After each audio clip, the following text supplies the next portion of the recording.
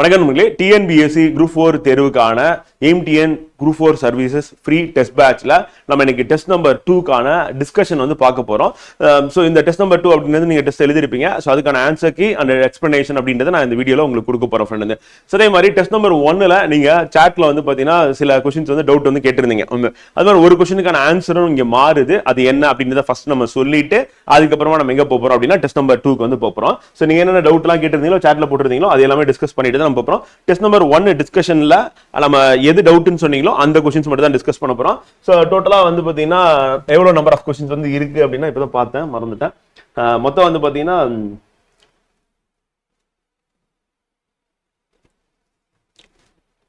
ஒரு 7 क्वेश्चन வந்து சாட்ல போட்டுருந்தீங்க ஃப்ரெண்ட் டவுட்னு சொல்லிட்டு அந்த 7 क्वेश्चन டிஸ்கஸ் பண்ணிடுவோம் ஃபர்ஸ்ட். சோ அதுக்கு அப்புறம் டெஸ்ட் நம்பர் 2 அப்படின்றத நம்ம ஸ்டார்ட் பண்ணுவோம். ஒரு 7 क्वेश्चन மட்டும் டெஸ்ட் நம்பர் 1ல நீங்க டவுட் கேட்டிருந்தீங்க வந்து. சோ அது 20வது क्वेश्चन வந்து இல் என்னும் எழுத்து பிறக்கும் முறை அப்படின்றது நீங்க அங்க ஆன்சர் வந்து சாட்ல வந்து பி போட்டுருந்தீங்க. நான் செக் பண்ணிட்டு சொல்றேன்னு சொல்லியிருந்தேன். சோ ஆன்சர் வந்து பி தான் ஃப்ரெண்ட்.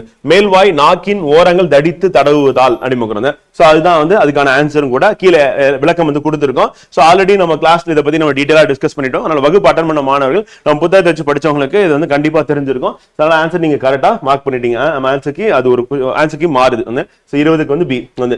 அடுத்து 22வது क्वेश्चन கேட்டிருந்தீங்க டவுட். இந்த உடம்படு மெய் குறித்த கீழ்காணும் கூற்றில் தவறானது எது அப்படிங்கறோம். சோ கேட்டிருக்கிறது தவறானதுன்னு கேட்டிருக்காங்க. சோ நம்ம அது ரூலும் பார்த்திருந்தோம் வந்து. சோ நிலை மொழியோட ஈட்டுல வந்து இ இ ஐ அப்படின்னு வந்து வருமொழியில உயிரெழுத்து இருந்ததுன்னா வந்து அப்ப நமக்கு வந்து அந்த புணர்ச்சியில என்ன தோன்றும் அப்படின்னா வந்து பாத்தீங்கன்னா எகரமை அப்படின்னு தோன்றும் அப்படின்னு நம்ம பார்த்தோம். அப்ப எகரமை வந்து தோன்றுச்சு அப்படின்னா வந்து இந்த இடத்துல இ அப்படின்றது வந்து தோன்றும். சோ அப்படி தோன்றும் போது நமக்கு என்ன ஆகும் அப்படின்னா வந்து மணி கூட்டல் அழகு மணி அழகா வரணும். ஆனா அவங்க மணி வழகுன்னு கொடுத்திருக்காங்க.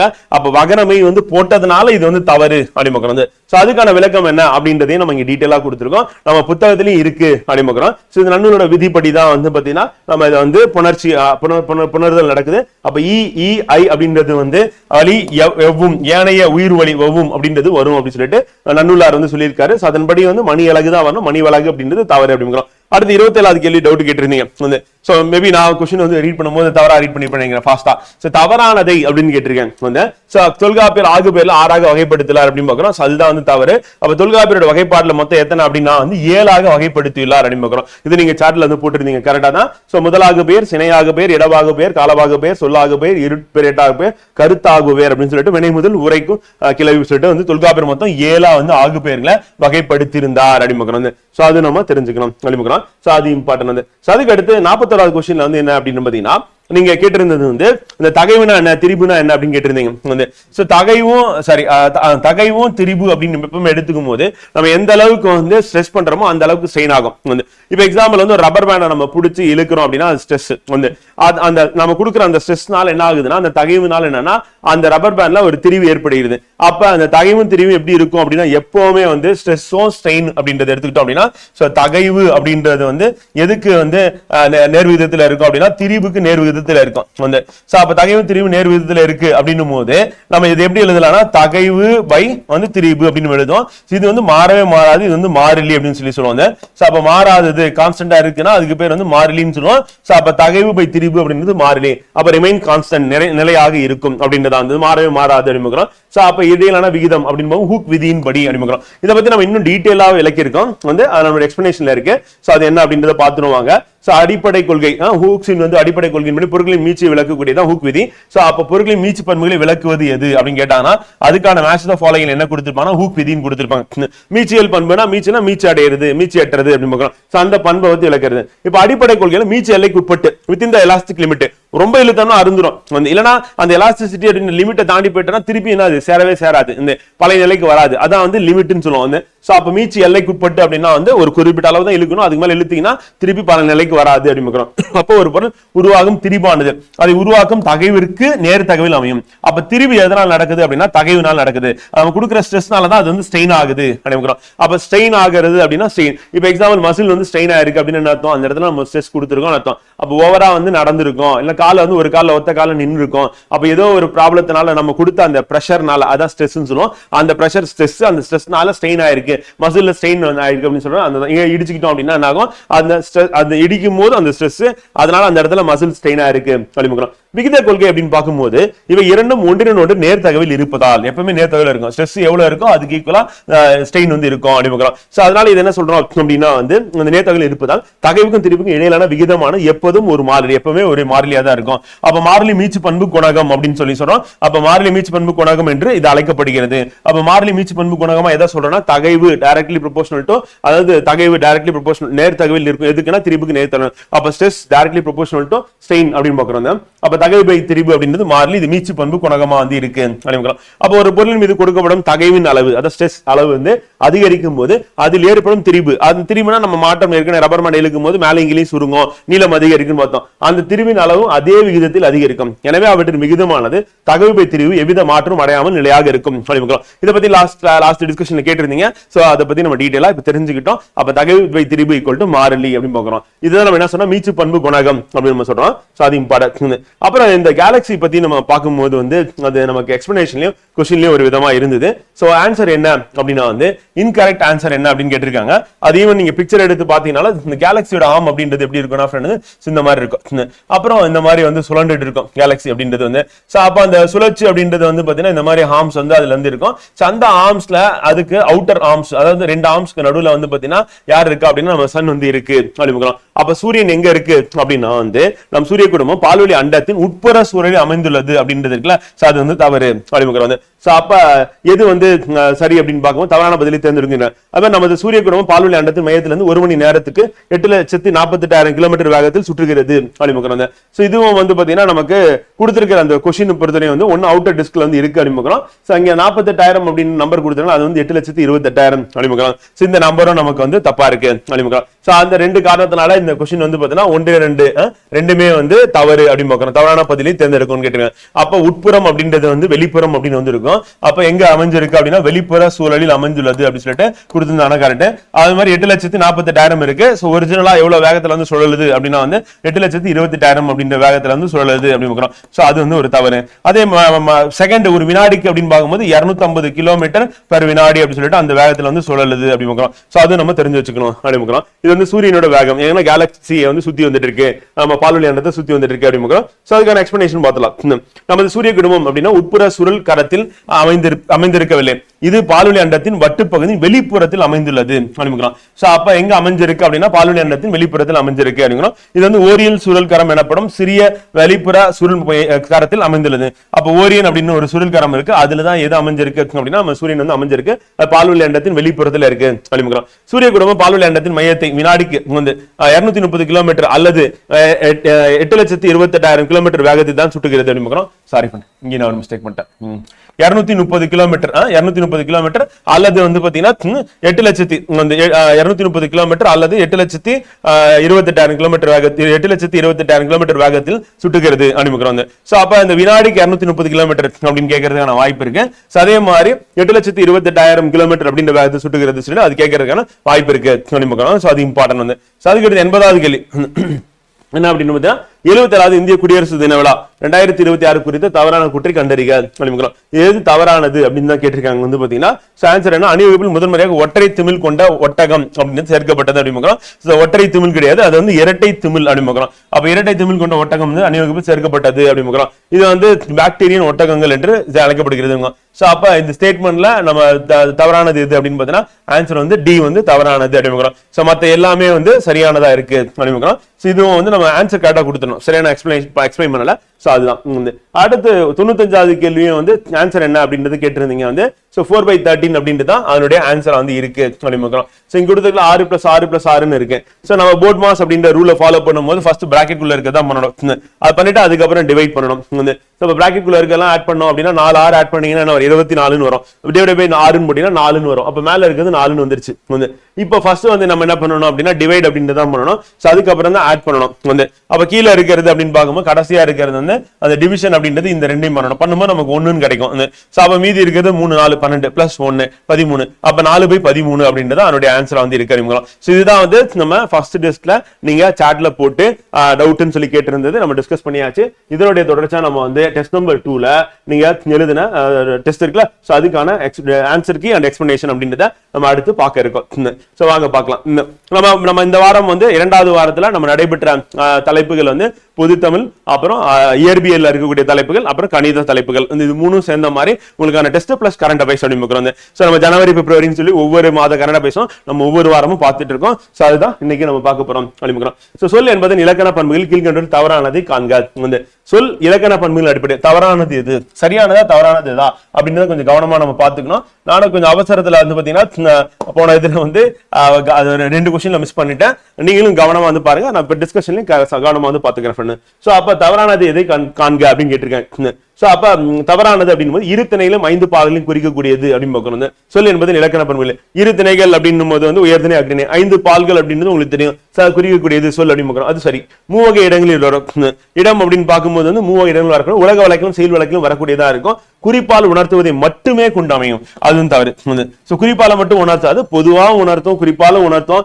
அதே மாதிரி வந்து நமக்கு வெளிப்படையாகவும் இருக்கும் அப்படின்னு பார்க்கிறோம். சோ அப்ப வெளிப்படையாகவும் வரக்கூடியதா இருக்கும், குறிப்பாகவும் இருக்கும், ரெண்டுமே இருக்கிறதா சொல் அப்படின்னு பார்க்கிறோம். சோ அதனால ஆன்சர் வந்து டி அப்படின்னு பார்க்கிறோம். சோ ஃபர்ஸ்ட் क्वेश्चनக்கு இத பத்தி நம்ம டீடைலா சொல் அப்படின்றது வந்து இலக்கண பண்புகள் அடிப்படையில் நம்ம கிளாஸ்ல டீடைலா பார்த்திருக்கோம். கண்டிப்பா உங்களுக்கு வந்து புரிஞ்சிருக்கும். அடுத்து நன்னூல் சூத்திரத்தின்படி மொழி எத்தனை வகைப்படும் அப்படின்னா மொழி 3 வகைப்படும் வகுப்புல பார்த்துதான் வந்து.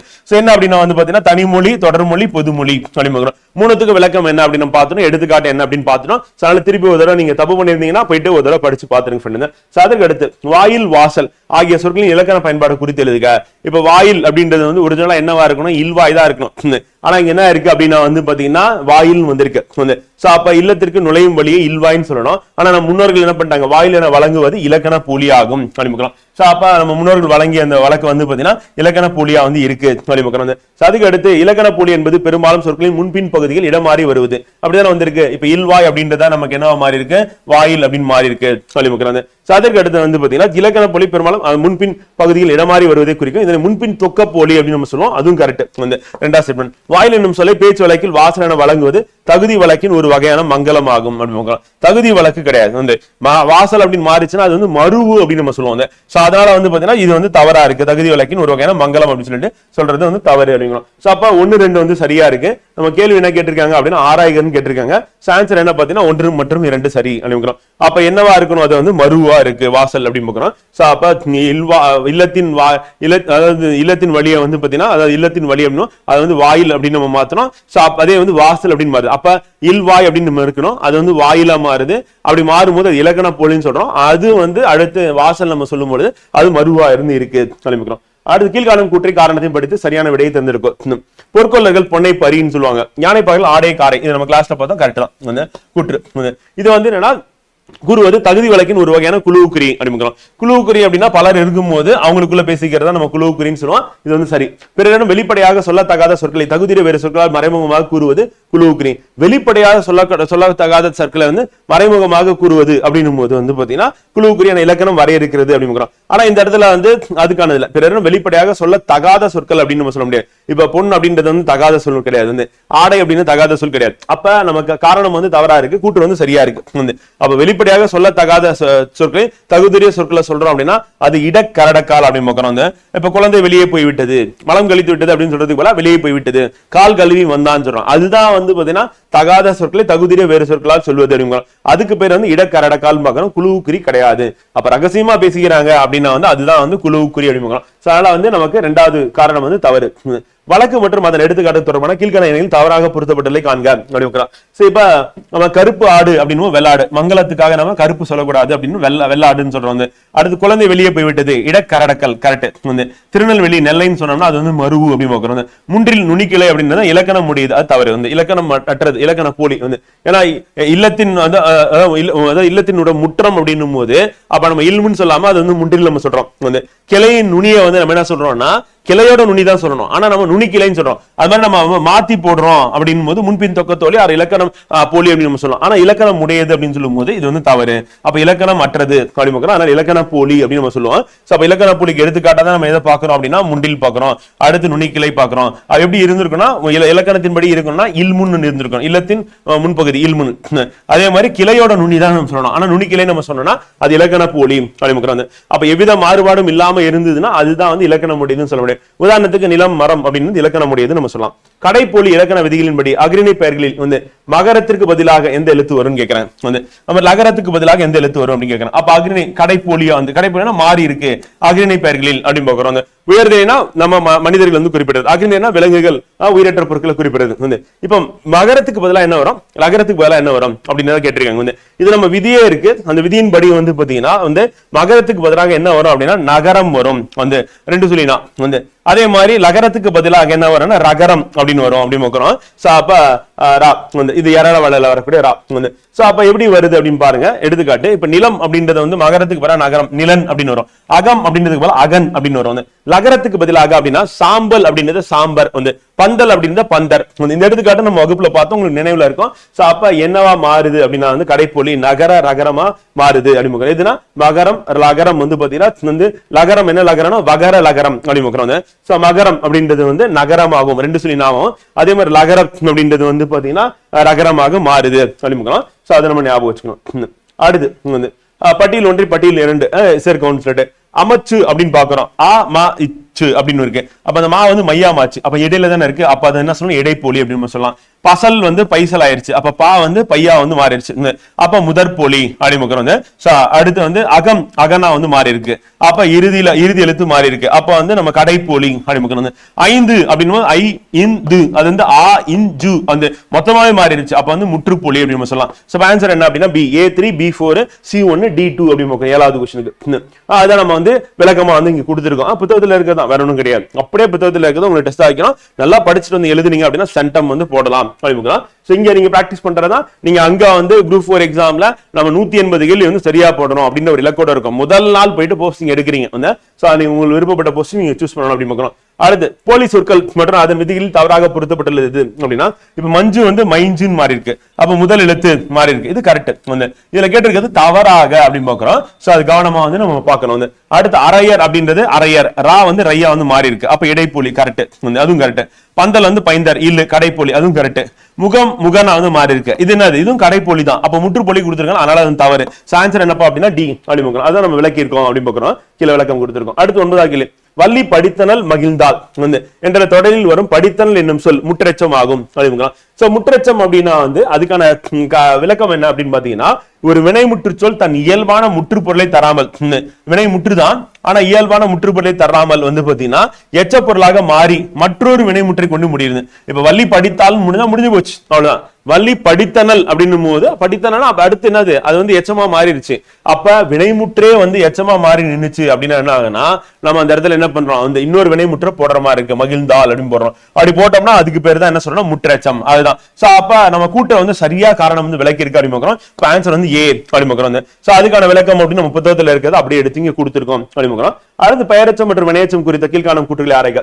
செயலையும் காலத்தையும் வெளிப்படையாக தெரியுமாறு காட்டும் எச்சம் வந்து தெரிநிலை எச்சம். அப்ப நல்ல தெரிப்பா தெரியுது அப்படின்னும் போது தெரிநிலை அப்படின்னும் போது என்ன தெரியுதுன்னா செயலும் தெரியுது காலமும் தெரியுது, அப்ப அது கரெக்ட். ஃபர்ஸ்ட் ஸ்டேட்மெண்ட் வந்து இப்ப பெயரெச்சம் என்பது வினையை கொண்டு முடியும் எச்ச சொல். பெயரெச்சம்னா என்னது பெயர் சொல்லதான் கொண்டு முடியும், படிக்கும் போதே தெரியுது அது வந்து தப்பு அப்படின்னு சொல்லிட்டு. அப்ப 2வது காலத்தை வெளிப்படையாக காட்டாமல் பண்பினை மட்டும் குறிப்பாக உணர்த்தி வரும் வினையச்சம் வந்து குறிப்பு வினையச்சம். குறிப்புனா குறிப்பால் உணர்த்துவது, வெளிப்படையா இருக்காது, அப்ப அது கரெக்ட் அப்படின்னு. அப்ப நம்ம ஆன்சர் என்ன அப்படின்னா வந்து 1 3 சரி அப்படிங்கிறோம். இது படிக்கும் போது பெயரெச்சம்னா பெயர் சொல்லை கொண்டு முடியணும், வினையச்சம்னா வினையை கொண்டு முடியணும். அது நமக்கு இம்பார்ட்டன்ட் அப்படின்னு புத்தகத்துல இருக்கிறத எடுத்து உங்களுக்கு போட்டிருக்காங்க வந்து விளக்கமா வந்து. அடுத்து பட்டியல் 1 2 பாடும் பாடல் படித்து முடித்தான் சிறிய பையன் பாடுகின்ற கிரு கின்ற ஆணின்ற அப்படின்னு வந்தாவே நிகழ்காலம் அப்படின்னு நம்ம என்ன சொன்னோம். அப்ப பார்த்தோன்னு டக்குன்னு என்ன போட்டோம்னா நிகழ்காலம் பெயரெச்சம் அப்படின்னு பார்க்கணும். பெயரெச்சம் பெயர் சொல்ல கொண்டு முடியுது பாடல் அப்படின்னு பார்க்கணும். சிறிய பையன் அப்படின்னு குறிப்பால வந்து சொல்றோம். பையன்னா பெயர் சொல்ல வந்து பாத்தீங்கன்னா குறிப்பு பெயரெச்சமா எது இருக்குன்னா சிறிய ஆ அப்படின்னு வந்தாவே அது என்ன பெயரெச்சமா தான் இருக்கும் போது, ஆனா இங்க எதை குறிப்பால் உணர்த்துதுன்னா சிறிய பையன் குறிப்பு பெயரெச்சம். பாடும் பாடல் அப்படின்னா வந்து எதிர்கால பேச்சு, பாடும் பாடல் பாட போறாங்க அப்படின்னு பார்க்கிறோம். இது நம்ம கிளாஸ்ல பார்த்ததுதான் எதிர்கால பெயர்ச்சான். படித்து முடித்தான் அப்படின்னு பார்க்கிறோம். அப்ப படித்து அப்படின்னு வந்துச்சுல, அப்ப வினையச்சமா இருக்கு. அப்ப முடித்தான் அப்படின்ற வினைமுற்றை கொண்டு முடியுது. அப்ப படித்து முடித்தான் வினையச்சம். அப்ப ஆன்சர் என்ன? ஏக்கு 3, பிக்கு 4, சிக்கு 1, டிக்கு 2 அனுப்பிக்கிறோம். சோ அதான் வந்து ஆன்சர் அனுப்பிக்கிறோம். சோ இது நம்ம கிளாஸ்ல பார்த்ததுதான். அப்படியே நம்ம புக்ல இருக்கிற விளக்கம் வந்து உங்களுக்கு எடுத்து இங்க போட்டிருக்காங்க. அடுத்து சொல் மற்றும் பெயர் சொல் குறித்த கீழ்காணும் கூற்றுகளை ஆராய்க. தமிழில் சில எழுத்துக்கள் தனித்து நின்றோ அல்லது ஒன்றுக்கு மேற்பட்ட எழுத்துக்கள் தொடர்ந்து வந்த பொருள் தருவது சொல் எனப்படும். கரெக்ட். இலக்கண அடிப்படையில் சொற்கள் பொருட்பெயர், இடப்பெயர், காலப்பெயர், சினப்பெயர் என 4 வகைப்படும். இலக்கண அடிப்படையில நம்ம சொற்களை வந்து என்னன்னு சொல்லுவோம்? தவறா இருக்கு. அது வந்து பெயர் சொல், வினைச்சொல், இடைச்சொல், உரிச்சொல் தான் சொல்லுவோம் நம்ம புத்தகத்துல இருக்கிறது. அதனால 2வது ஸ்டேட்மெண்ட் வந்து தப்பு அப்படின்னு. அறுவகை பெயர் சொல் ஒன்றான பொருட்பெயர் என்பது உயிருள்ள பொருட்கள் மற்றும் பெயர் குறிக்கும் பண்பு உடையது. பொருட்பெயர் வந்து பொருட்பெயர் சொல்லியாச்சு, உயிருள்ளது உயிரற்ற ரெண்டுமே குறிக்கும். அப்ப அதுவும் தவறு. அப்ப ஆன்சர் என்னப்பா அப்படின்னு A1 மட்டும் சரி சொல்லிக்கிறோம். சோ அப்ப உயிருள்ளது உயிரற்ற பொருட்களை குறிக்க முடியும். உயிரிழந்த பொருட்கள் எடுத்துக்காட்டு அப்படின்னா வந்து இப்ப மயில், பறவை அப்படின்னு இருக்கு. உயிரற்ற பொருட்கள் புத்தகம், நாற்காலி, மரம் இருக்கு. அப்ப ஆக மொத்தம் 2த்தையும் குறிக்கக்கூடியது புத்தகத்துல இருக்கிறதா நம்ம. அடுத்து பொறுத்துக்க தொடர்கள் பெயர் சொல் வகை. காவியா மாலையில் விளையாடினால். இப்ப மாலை அப்படின்னு வந்துருச்சு அப்ப கால பெயர் முடிஞ்சிருச்சு. காவியா தலை அசைத்தால், தலை என்னது? உறுப்பு. அப்ப உறுப்புனா சினை பெயர், சினை. காவியா இனிமையாக பேசுவாள். இனிமையா அப்படின்றது வந்து இனிமை அப்படின்னா பண்பு பெயர். அப்ப பண்பு பெயர்.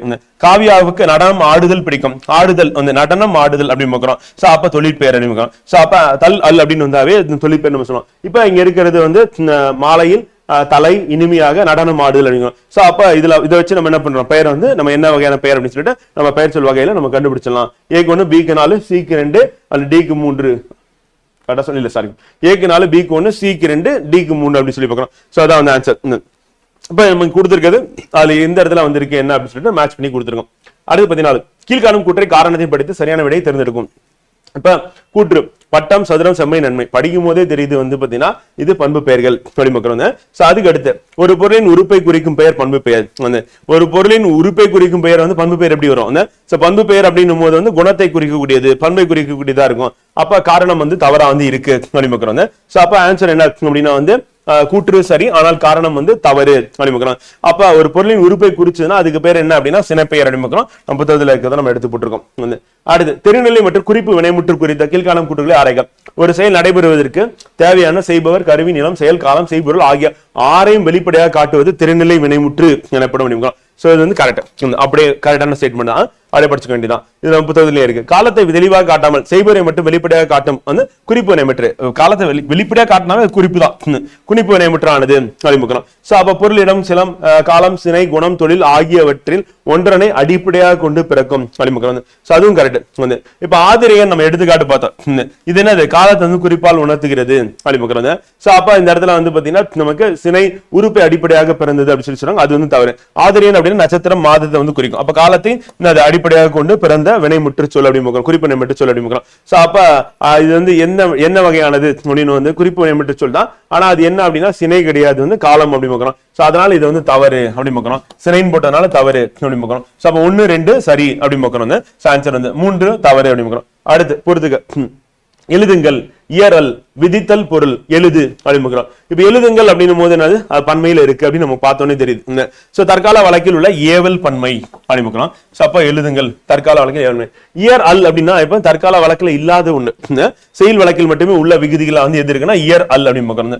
விதித்தல் பொருள் அப்படின்னும் போது வந்து பாத்தீங்கன்னா விதித்தல் எழுது, எழுது அப்படின்னும் போதே நமக்கு தெரியுது வந்து பாத்தீங்கன்னா சோ அது வந்து ஏவல் ஒருமை அப்படின்னு போக்குறோம். சோ அப்ப ஏவல் ஒருமை வந்து எழுது அப்படின்னும் போது ஏவை விடுறது. அதுக்கு அடுத்து விதித்தல் பொருள் தன்மை இடத்தில் வராத வியங்கோல் அப்படிமுக்கிறது. சோ ஆன்சர் என்ன அப்படின்னா ஏக்கு 3, பிக்கு 4, சிக்கு 1, டிக்கு 2 அப்படிமுக்கிறது. சோ அதுதான் வந்து விடையா வந்து இருக்கு. இப்ப நம்ம இதுல வந்து இயர் அல் பத்தி வேணா பார்ப்போம். எழுதுங்கள் உங்களுக்கு தெரியும் பன்மைன்னு சொல்லிட்டு. சோ இதுல வந்து வியங்கோல் விகுதிகள் தற்கால வழக்கில் இல்லை, செயல் வழக்கில் மட்டுமே உள்ளன. எக்ஸாம்பிள் வந்து வாலியர், வாரல் அப்படின்னு. விதித்தல் பொருள் அப்படின்னு கட்டளை பொருள்ல வரக்கூடிய வியங்கோல் வந்து என்ன வரும் அப்படின்னா வந்து பாத்தீங்கன்னா வருக, உண்க அப்படின்றது வந்து விதித்தல் பொருள்ல வரக்கூடியது அப்படிமுக்கிறது. சோ அதுக்கு அடுத்து படற்கையில வர்றது, முன்னிலையில வர்றது, தன்மையில வர்றது அப்படின்னு சொல்லி என்னென்ன வருது? இப்ப படற்கையில வந்து கொடுக, முன்னிலை வருக, வந்து தன்மையில வந்துச்சு அப்படின்னா வந்து பாத்தீங்கன்னா நான் தன்மை இடத்தில் நான் வருக என்று வருவது தமிழ் இலக்கண முறைப்படி தவறா வந்து இருக்கு அப்படிமுக்கிறது. சோ இதுல வருக அப்படின்னு தான் நம்ம சொல்லணும் அப்படிமுக்கிறது. எழுது அப்படின்னும் போது ஏவல் வினைமுற்று விகுதியா வந்து இருக்கு அப்படிமுக்கிறோம். அதுக்கான விளக்கம் அப்படின்னு சொல்லி பாத்துக்கோங்க. அடுத்து கீழ்காணும் கூற்றையும் காரணத்தை படித்து சரியான விடையை தேர்ந்தெடுக்கும். வாழ்க, ஒளிக அப்படின்னா வேங்கோல் வினைமுற்று சொற்களுக்கு தமிழ் இலக்கணத்தில் ஒருமை பன்மை வேறுபாடு என்று தனியாக கிடையாது. வாழ்க, ஒளிக அப்படின்னு ஒருமை பன்மையில நம்ம குறிப்பிட முடியாது. வியங்கல் வினைமுற்றுகள் எப்போதுமே விகுதி பெற்றே வரும் அப்படிங்கிறோம். சோ வியங்கல் வினைமுற்றுகள் எப்போதுமே விகுதி பெற்றே வரும்னா அது கரெக்ட் தான். சோ அப்ப ரெண்டுமே கரெக்ட். ஆனா மேல இருக்கிறத இது வந்து விளக்குதா அப்படின்னா வந்து இது விகுதி பெற்று வருதுன்னு சொல்லுது. இது வந்து ஒருமை பன்மை அப்படின்னு வேறுபாடு கிடையாதுன்னு சொல்லுது. தனித்தனியா வந்து சரியா இருக்கு அப்படின்னு. சோ ஆன்சர் என்ன அப்படின்னா கூற்று மற்றும் காரணம் இரண்டும் சரி, ஆனால் காரணம் என்பது ஏற்கான சரியான விளக்கம் அல்ல அப்படின்னு. சோ அப்ப மேல கொடுத்திருக்கிறது அப்படின்னு சொல்லிட்டு அப்படியே விளக்கி கொடுத்திருக்கோம். சோ இதுல வந்து வேங்கல் வினைமுற்று அப்படின்னா வாழ்த்தல், வைதல், விதித்தல், வேண்டல் ஆகிய பொருள்கள் வரும். இருதிணை, உயர்திணை, அக்ரிணை, ஐந்து பால்கள், ஆண்பால், பெண்பால், பலர்பால், ஒன்றன்பால், பலவின்பால், மூவிடம், தன்மை, முன்னிலை, பற்றக்கை ஆகிய அனைத்திற்கும் பொதுவாக வரும் அப்படிங்கிறோம். இப்ப அவன் வாழ்க ஒருமை வந்து அவர்கள் வாழ்க அப்படின்னா பன்மை ஆக முதல்ல ரெண்டுத்திலையும் வந்துருது அப்படிங்கிறோம். அப்ப ஒருமை பன்மை அப்படின்னு வேறுபாடு கிடையாது அப்படிங்கிறோம். சோ அதுதாங்க விளக்கி சொல்லியிருக்கோம் அப்படிங்கிறோம். அந்த வேங்கல் வினைமுற்று விகுதி பெற்றே வரும் அப்படின்னு பார்க்கும்போது கா, இய, இயர், அல் அப்படின்னு பார்த்தோம். இரண்டுமே வந்து தற்கால வழக்கில் இல்லை அப்படின்னு பார்த்தாச்சு வந்து. அப்ப ஏற்கனவே வந்து பாத்தீங்கன்னா வழக்கில் இருக்கக்கூடியது கா, இய அப்படின்றது இருக்கு அப்படின்னு. ஏன் அடுத்து சரியான விளக்கம் அல்ல அப்படின்னா வந்து ரெண்டுமே தனித்தனியா விளக்குது அவ்வளவுதான் வந்து. ஆனா என்ன பண்ணல அப்படின்னா தனித்தனியா சரி, ரெண்டுமே தனித்தனியா சரியானதா இருக்கு. ஆனா மேல இருக்கிறது கீழே வந்து இது வந்து விளக்குதா அப்படின்னா கிடையாது. விளக்குற மாதிரி ஸ்டேட்மெண்ட் கொடுத்திருந்தாங்கன்னா கரெக்ட். அடுத்து 18 தற்கால பேச்சு மற்றும் எழுத்து வழக்கில் முழுமையாக இல்லாத வியங்கல் வினைமுற்று விகுதிகளை கொண்ட இணை எதுனா இப்ப இல்லன்னு சொன்னது இப்ப இயர் அல் அப்படின்னு செயல் வழக்குல இருக்கு அப்படின்னு பார்த்தோம். அடுத்து காடு, கருவேலங்காடு, பறவை, மரங்கொத்தி வந்து. இப்ப காடு அப்படின்னு சொல்லும் பொழுது வந்து பாத்தீங்கன்னா நம்ம காரணத்தோட பேர் வச்சானா அது காரண பெயர், காரணம் இல்லாமல் பேர் வந்து இருக்கு பொதுவான இதா இருக்கு அப்படின்னா வந்து அது இடுகுறி பேர் அனுப்பிக்கலாம். அப்ப காரணமின்றி வைக்கப்பட்டது எது? காரணத்தோட. அப்ப பறவை பறத்தலால் பறவைன்னு நம்ம சொல்றோம். அப்ப பறவை அப்படின்னா காரணத்துல வரும், ஆனா அது பொது பேர் எல்லாத்துக்குமே பொருத்தமா இருக்கும். அதே மரங்கொத்தி அப்படின்னும் போது காரணம் வந்து பாத்தீங்கன்னா மரத்தை கொத்துது, ஆனா அது சிறப்பு பேர், எல்லா பறவைக்கும் அது பொருத்தமா இருக்காது, அதனால காரண சிறப்பு பேர் அப்படின்னு. இப்ப காடு அப்படின்னும் போது வந்து என்ன ஆகுது அப்படின்னா வந்து பொது பேர், ஆனா அது இடுகுறி பொது பேர். நம்ம இடுகுறி அப்படின்னும் போது காரணத்தை இப்ப நாற்காலி அப்படின்னா 4 கால்கள் இருக்கு, அது வந்து காரணம் அப்படின்னு பார்க்கிறோம். அப்ப காரண பெயர் அப்படி பார்க்கிறோம். நாற்காலி 4 கால்கள் இருக்கு அப்படின்னு பார்க்கிறோம். அப்ப அந்த நாற்காலியில பல வகை இருக்கும். அப்படி போகும்போது அதுக்கு வெறும் நாற்காலினா காரணம் பொது பெயர் ஆடும். அதே காரண சிறப்பு பெயர் அப்படின்னு எடுக்கும்போது வந்து பாத்தீங்கன்னா அதுல பல விதமான நாற்காலிகள் இருக்கும். இது சாயும் நாற்காலி வந்து அந்த மாதிரி இது சிறிய நாற்காலி அப்படின்னும் போது அது வந்து நம்ம அந்த இடத்துல என்ன சொல்லலாம் அப்படின்னா வந்து அது சிறப்பு பெயரா வந்து கொண்டு போயிடலாம் வந்து. அப்ப ஒவ்வொரு டைப் ஆஃப் வந்து சேர் இருக்கு அப்படின்னும் போது அது சிறப்பு பெயர். வெறும் சேர் அப்படின்னும் போது வந்து அது பொது பெயர்ல வந்துடுது அப்படிங்கிறோம். அதுக்கு அடுத்து கருவேலங்காடு அப்படின்னா இடுகுறி சிறப்பு பெயர் அப்படிங்கிறோம். சோ ஆன்சர் என்ன அப்படின்னா வந்து ஏ, ஆக்கு 3, ஆ 4, இ 1, இ 2 அப்படிங்கிறோம். அடுத்து அதேதான் நம்ம இங்க எடுத்துக்காட்டும் போட்டு கொடுத்துருக்கோம். அப்படியே புத்தகத்துல இருக்கிறத நம்ம எடுத்து இங்க போட்டிருக்கோம். அடுத்து இடைச்சொற்கள் மற்றும் அவற்றின் பயன்பாடுகள் குறித்த கீழ்காணும் கூற்றுகளை ஆராய்க. ஒரு சொற்றொடரில் அழுத்த பொருளை தரும் தான் என்னும் இடைச்சொல் வாக்கியத்தில் பல சொற்களை முதன்மைப்படுத்துது. தான் ஒண்ணுத்துக்கு தான் வரும் அப்படின்னு நம்ம ஏற்கனவே வந்து படிச்சு பார்த்தோம். அப்ப பல சொற்கள் அப்படின்றது தவறு, ஒரே ஒரு சொல்ல தான் முதன்மைப்படுத்தும். நன்னுள் ஏகாரம் என்னும் இடைச்சொலுக்கு 6 பொருட்கள் இருப்பதாக குறிப்பிட்டாலும் தற்கால தேட்டர் பொருளில் அழுத்தம் மட்டுமே பயன்படுத்தப்படுகிறது அனுப்பிக்கிறோம். 2வது ஸ்டேட்மெண்ட் சரியா இருக்கிற மாதிரிதான் இருக்கு, சரிதான். 3வது ஸ்டேட்மெண்ட் வந்து அன்று மற்றும் அல்ல, அன்று மற்றும் அல்ல ஆகிய சொற்கள் முறையே ஒருமை மற்றும் பன்மை வாக்கியங்களில் மட்டுமே பயன்படுத்தப்படுகிறது. அன்று மற்றும் அல்ல அப்படின்னு ஒருமை பன்மையில பயன்படுத்துறோம். அது கரெக்ட் தான். அன்று அல்ல நம்ம ஏற்கனவே வந்து பார்த்தோம். எத்தனை எத்துணை அப்படின்னு பார்க்கும்போது இது எண்ணிக்கை குறிக்கும், அது காலத்தையும் குறிக்கும் அப்படின்னு பார்த்தோம். ஆனா அளவை மட்டுமே குறிக்கும் பயன்படுது, அளவை மட்டுமே அப்படின்னு சொல்றாங்க, அது வந்து தவறு. ஏன்னா இது வந்து காலத்தையும் சேர்த்து குறிக்கும். அப்ப காலம் அப்படின்றது இதுக்கு வந்து வரும் அப்படின்னு. சோ அப்ப நமக்கு 1 4 தப்பு, அப்ப கூட்டு 2 3 சரி அப்படின்னு. சோ விளக்கம் அப்படின்றது உங்களுக்கு தெளிவா கொடுத்துருக்கோம் புத்தகத்தில் எடுத்து. இப்ப எத்தனை அப்படின்றது எப்படி போடுவோம் அப்படின்னு சொல்லிட்டு அதை நம்ம கொடுத்துருக்கோம். அவர் இடைச்சொல் அதையும் நம்ம கொடுத்துருக்கோம். அடுத்து உரிச்சொற்கள் மற்றும் அவன் பயன்பாடுகள். உரிச்சொற்கள் ஒவ்வொன்றும் தனித்த பொருள் உடையவை என்றாலும் அவை தனித்து வழங்கப்படுவதில்லை அப்படிங்கிறோம். உரிச்சொற்கள் ஒவ்வொன்றும் தனித்த பொருள் உடையவை என்றால் தனித்து வழங்கப்படுவதில்லை அப்படிங்கிறோம். கூற்று 1 சரியா தான் இருக்கு. அதுக்கு அடுத்து கூற்று 2 கடி என்னும் சொல் வந்து பாத்தீங்கன்னா பல பொருளுக்கு உரிய ஒரு உரிச்சொல் ஆகும். இதில் கடி விடுது அப்படின்னா வந்து விரைவாக விடுது அப்படின்னு பார்க்கிறோம். ஆனா காவல் மிக்க என்னும் பொருளை தருகிறது, இது தவறு வந்து. விரைவாக விடுதல் அப்படின்னு பார்க்கிறோம். அப்ப கடி விடுதும்னா விரைவாக விடுதல் அப்படின்னு. அப்ப விரைவாக விடுதல் அப்படின்றத அதனுடைய பொருள் தரணும். உரு தவ நனி ஆகிய 3 உரிச்சொற்களும் மிகுதி எனும் ஒரே பொருளை தரும், இது கரெக்ட். பல சொல் ஒரு பொருள் வகை சார்ந்தவையாக இருக்கு அப்படின்னு. உரிச்சொற்கள் உரைநடை வழக்குக்கு பெரிதும் உரியன என்று நன்னூலாக கூறுகிறார்கள். உரைநடை வழக்குல வந்து உரிச்சொல் பயன்படுத்துவாங்களா அப்படின்னா கிடையாது. இது எங்க அப்படின்னா வந்து பாத்தீங்கன்னா வந்து இதுலதான் வந்து பயன்படுத்தணும். நன்னூலார் வந்து உரிச்சொற்கள் செயலுக்கே உரியன அப்படின்னு பார்க்கிறோம். சோ அப்ப அது வந்து தவறா இருக்கு அப்படின்னு பார்க்கலாம். சோ அதனால ஆன்சர் என்னப்பா அப்படின்னு பாத்தீங்கன்னா கூற்று 1 மற்றும் 3 சரியானவை அப்படின்னு பார்க்கிறோம். சோ அதுல 1 3 மட்டும் சரியான, நமக்கு 2 4 வந்து தவறா இருக்கு அப்படின்னு. சோ அப்ப இதுல எது தவறு அப்படின்னா உரைநடை அப்படின்னு தவறு. இந்த இடத்துல என்ன வந்திருக்கணும்னா செய்யுள் வந்திருக்கணும் அப்படின்னு. சோ அதுதான் வந்து சரியானதா இருக்கு அப்படின்னு. அடுத்து பெயர் சொற்களின் வகைப்பாடு குறித்த கீழ்காணும் கூற்றுகளை ஆராய்க. நம் முன்னோர் சில பொருளுக்கு காரணம் கருதாமல் பெயரிட்டு வழங்கிய பெயர்கள் காரண பெயர்கள். காரணம் கருதாமல் வச்சாங்கன்னா அது என்னது, நம்ம இடுகுறி பெயர் அப்படின்னு பாக்குறோம். சோ அப்ப ஒண்ணு வந்து பாத்தீங்கன்னா தவறு அப்படின்னு பாக்குறோம். சோ ஆராய்க தான் கேட்டிருக்கேன். அப்ப ஒண்ணு தவறு அப்ப அது என்னன்னா இடுகுறி பெயர். ஒரு இடுகுறி பெயர் அத்தன்மையுடைய எல்லா பொருளையும் பொதுவாக குறிப்பது இடுகுறி பொது பெயர். அது கரெக்ட். இடுகுறி பெயர் பொதுவாக குறிச்சுனா நாற்காலி மற்றும் பறவை ஆகிய இரண்டுமே தூய இடுகுறி சிறப்பு பெயர்களுக்கு எடுத்துக்காட்டும். இடுகுறி பெயர் காரண பெயர். நாற்காலி 4 காலம் இருக்கு, பறவை பறக்கிறது சொல்லி முக்கிறோம். சோ அந்த இடத்துல நம்ம என்ன சொல்லணும்னா நம்ம காரண பெயர் தான் காரண பொது பெயர் அப்படின்னு நம்ம சொல்லணும். அப்ப காரண பொது பெயர் அப்படின்னு வந்திருந்ததுன்னா நமக்கு கரெக்ட். சோ காரண பொது பெயரா இருக்கணும் அப்படின்னு முக்கிறோம். சோ அப்படி இல்ல, அதனால இது தவறு அப்படின்னு முக்கிறோம். சோ இது தப்பு. சோ அப்ப நமக்கு 2 மட்டும் தான் சரி அப்படின்னு முக்கிறோம். சோ நம்ம கீழே விளக்கமும் அதுதான் எக்ஸாக்டா கொடுத்துருக்கோம். சோ காரண பெயர்களா இருக்கணும். அடுத்து இலக்கிய வகை சொற்கள் குறித்த கீழ்காணும் கூற்றுகளை ஆராய்க. வங்கம், அம்பி, நாவாய் ஆகிய சொற்கள் பல பொருள் குறித்த ஒரு திரிசொல் வகைக்கு சான்றுகளாகும் அப்படின்னு. சோ நம்ம திரிசொல், திசைச்சொல், வடச்சொல் அப்படி சொல்லி நம்ம ஏற்கனவே பார்த்தோம். சோ அதுல பாத்தீங்கன்னா நமக்கு விளக்கத்தையும் பார்த்தலாம். இப்ப ஒரு திரிச்சொல் அப்படின்னும் போது பாத்தீங்கன்னா ஒரு பொருள் குறித்த பல திரிச்சொற்கள் அப்படின்னும் போது இப்ப வங்கம், அம்பி, நாவாய் ஆகிய 3 சொற்களும் கப்பல் என்ற ஒரே பொருளை தருகின்றன அப்படின்னு. சோ ஃபர்ஸ்ட் ஸ்டேட்மெண்ட் அப்படின்னு எடுக்கும்போது வங்கம், அம்பி, நாவாய் ஆகிய சொற்கள் பல பொருள் குறித்த ஒரு திரிசொல்லா இருக்கு. இப்ப வங்கம்னாலும் அம்பினாலும் நாவாயினாலும் எதை குறிப்பிடுது அப்படின்னா பாத்தீங்கன்னா 3மே கப்பல் அப்படின்றது குறிப்பிடுது. அப்ப கப்பல் குறிப்பிடுது அப்படின்னும் போது என்ன அர்த்தம், நமக்கு பல சொற்கள் ஒரே பொருளை குறிக்குது. இங்க மாத்தி கொடுத்துறேன். பல பொருள் பாத்தீங்கன்னா ஒரு குறித்தா ஒரு திரிசொல் சொல்லிக்கலாம், அது தவறு.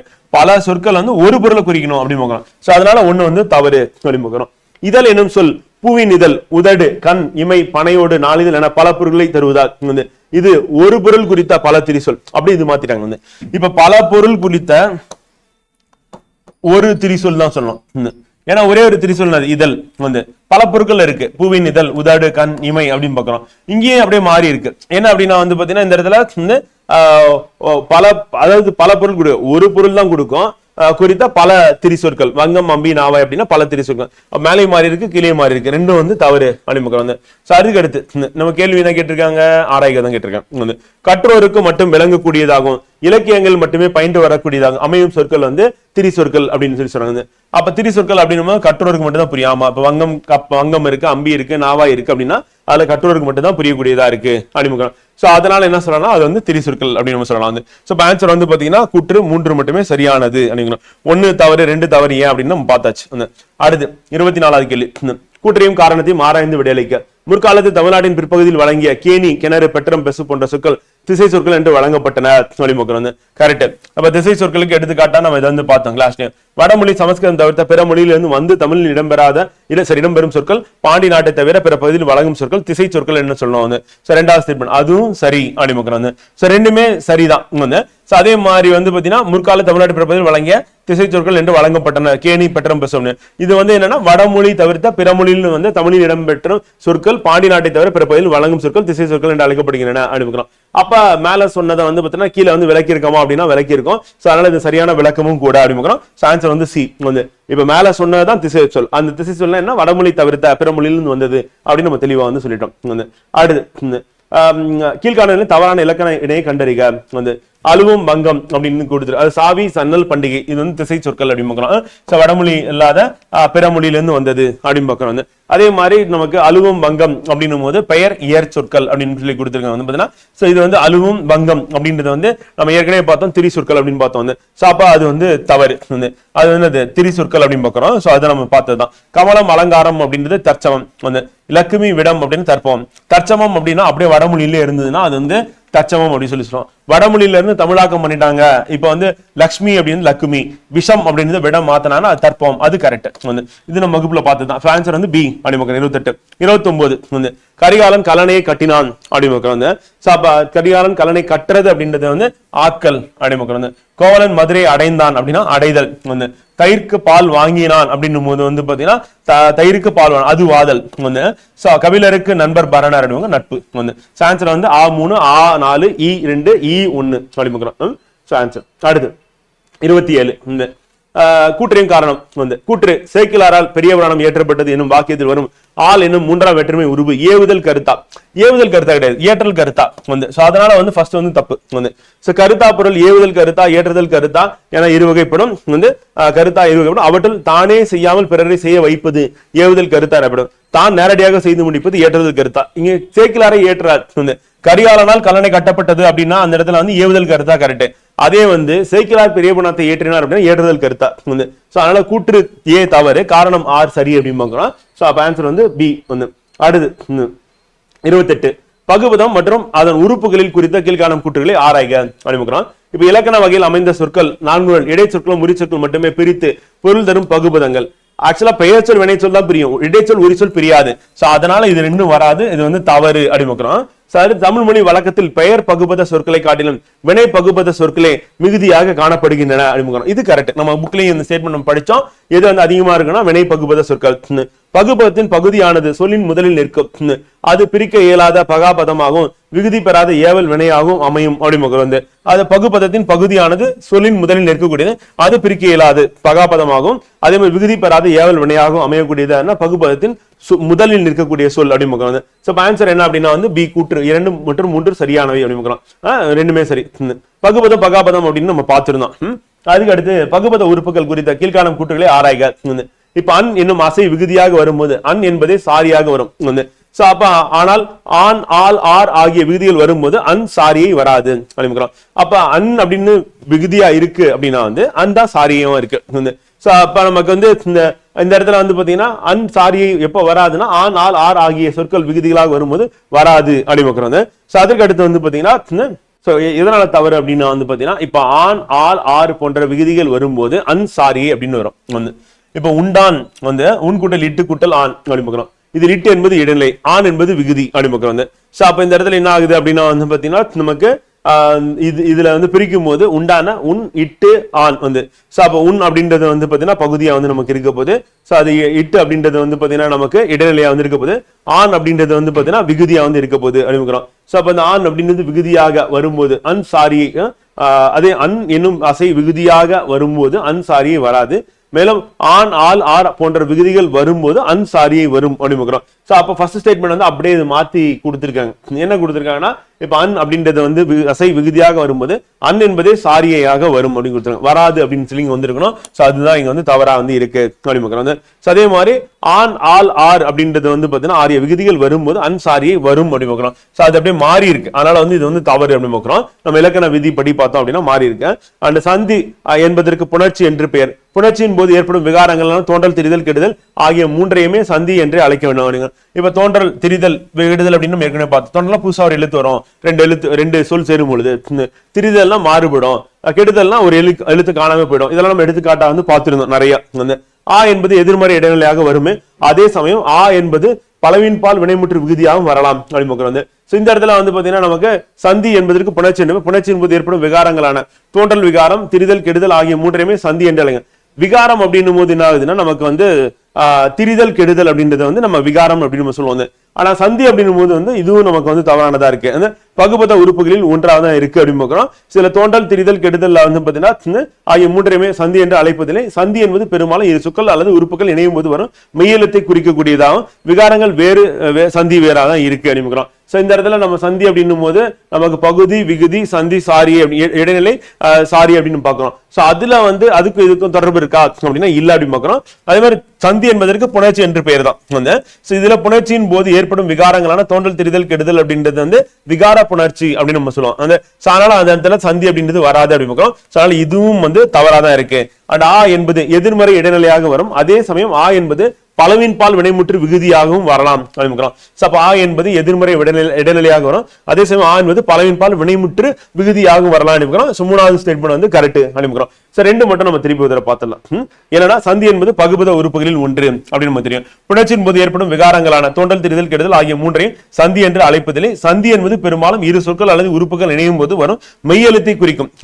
அவ மெய்யெழுத்து என்ன மெய்யெழுத்துனா இப்ப சந்தி பிழை அப்படின்னும் போது நம்ம அங்க என்ன பிழையா இருக்கு அப்படின்னு சொல்லுவோம். அந்த இப்பு இத்து இச்சு இருக்கு இல்ல அப்படின்றதுக்காக தான் நம்ம பயன்படுத்தோம். ஆனா தோன்றல், திரிதல், கெடுதல் அப்படின்னும் போது வந்து அந்த இடத்துல நம்ம சொல்லக்கூடியது எல்லாமே வந்து பாத்தீங்கன்னா விகார புணர்ச்சி அப்படின்னு நம்ம சொல்லுவோம். அதனால அதுக்கு இதுக்கு வேறுபாடு அப்படின்னும் இப்ப சந்திப்பிழை வந்து இருக்கு அப்படின்னும் போது அந்த இடத்துல நம்ம இப்பு போடல. வந்து இப்ப கூட்டரை தேர்ந்தெடு அப்படின்னும் போது இங்க இத்து போட்டோமா போடலையா அப்படின்னு நம்ம சொல்றோம். இப்ப நம்ம கூட்டரை தேர்ந்தெடு அப்படின்னும் போது நம்ம இந்த இடத்துல 2 எழுத்து கூற்றுன்னு இருக்கு. அப்ப கூற்று அப்படின்றது வந்து பாத்தீங்கன்னா இருக்கு, தேர்ந்தெடுன்னு இருக்கு வந்து. சோ அப்ப 2 சொல் வந்து நம்ம ஒன்னா சேர்க்கிறோம் அப்படின்னும் போது அந்த இடத்துல என்ன வரும் அப்படின்றதுதான். சோ அந்த மாதிரி வந்து இப்ப சந்திப்பிழை அப்படின்னும் பொழுது நமக்கு இந்த இடத்துல இப்ப இத்து இந்த இடத்துல என்பதற்கு புணர்ச்சி இப்பு அப்படின்னும் போது நம்ம அந்த இடத்துல சந்தி இல்ல, இருந்துச்சுன்னா சரி, இல்லைன்னா சந்திப்பிழை அப்படின்னு நம்ம சொல்லலாம். அதுக்குதான் அப்ப அதுவும் இதுவும் வேறு வேறு. இப்ப ஆ என்பது எதிர்மறையான இடைநிலையாகும், அதே சமயம் ஆ என்பது பலவின்பால் வினைமுற்று விகுதியாகவும் வரலாம். இப்ப எடுத்துக்காட்டு என்ன அப்படின்னு பார்ப்போங்க. சோ இப்ப ஆ என்பது பலவின்பால் வினைமுற்றாக வரக்கூடியதா வந்து இருக்கு அப்படின்னு. இப்ப பல அப்படின்னும் போது வந்து பாத்தீங்கன்னா நமக்கு ஆ அப்படின்னு வருது. சோ அப்ப இந்த இடத்துல வந்து பாத்தீங்கன்னா ஆ என்பது எதிர்மறை இடைநிலையாக வர்றது மட்டும் இல்லாம இப்ப அரியான் அப்படின்னு பாக்குறோம். அப்ப அரி கூட்டல் ஆ கூட்டல் இன் அப்படின்னு பாக்குறோம். சோ அப்ப அரியான் அப்படின்னும் போது அந்த இடத்துல ஆ அப்படின்றது வந்து என்னன்னா எதிர்மறை, அரியான் அப்படின்னும் போது எதிர்மறை இடைநிலையாக வருது. அதே மாதிரி ஆ என்பது பலவின்பால் வினைமுற்று விகுதியாகவும் வரலாம் வந்து. இப்ப பல அப்படின்னும் போது வந்து பாத்தீங்கன்னா அந்த இடத்துல பல அப்படின்னும் போது ஆ அப்படின்றது விகுதியா வந்து இருக்கு, விகுதி பெற்று வருகிறது அப்படிமுக்கிறோம். சோ அப்ப அது பலவின்பால் பல அப்படின்னும் போது பலவின்பால் போய் முடியுது. இந்த இடத்துல எதிர்மறைனா அரியான் அப்படின்னும் போது எதிர்மறை இடைநிலையாக நமக்கு வருது அப்படிங்கிறோம். சோ அப்ப இது கொடுத்திருக்கிறதுல நமக்கு ஃபர்ஸ்ட் ஸ்டேட்மெண்ட்ல என்ன தவறு அப்படின்னு பாத்தீங்கன்னா வந்து அப்படியே மாறி இருக்கு அப்படிமுக்கிறோம்.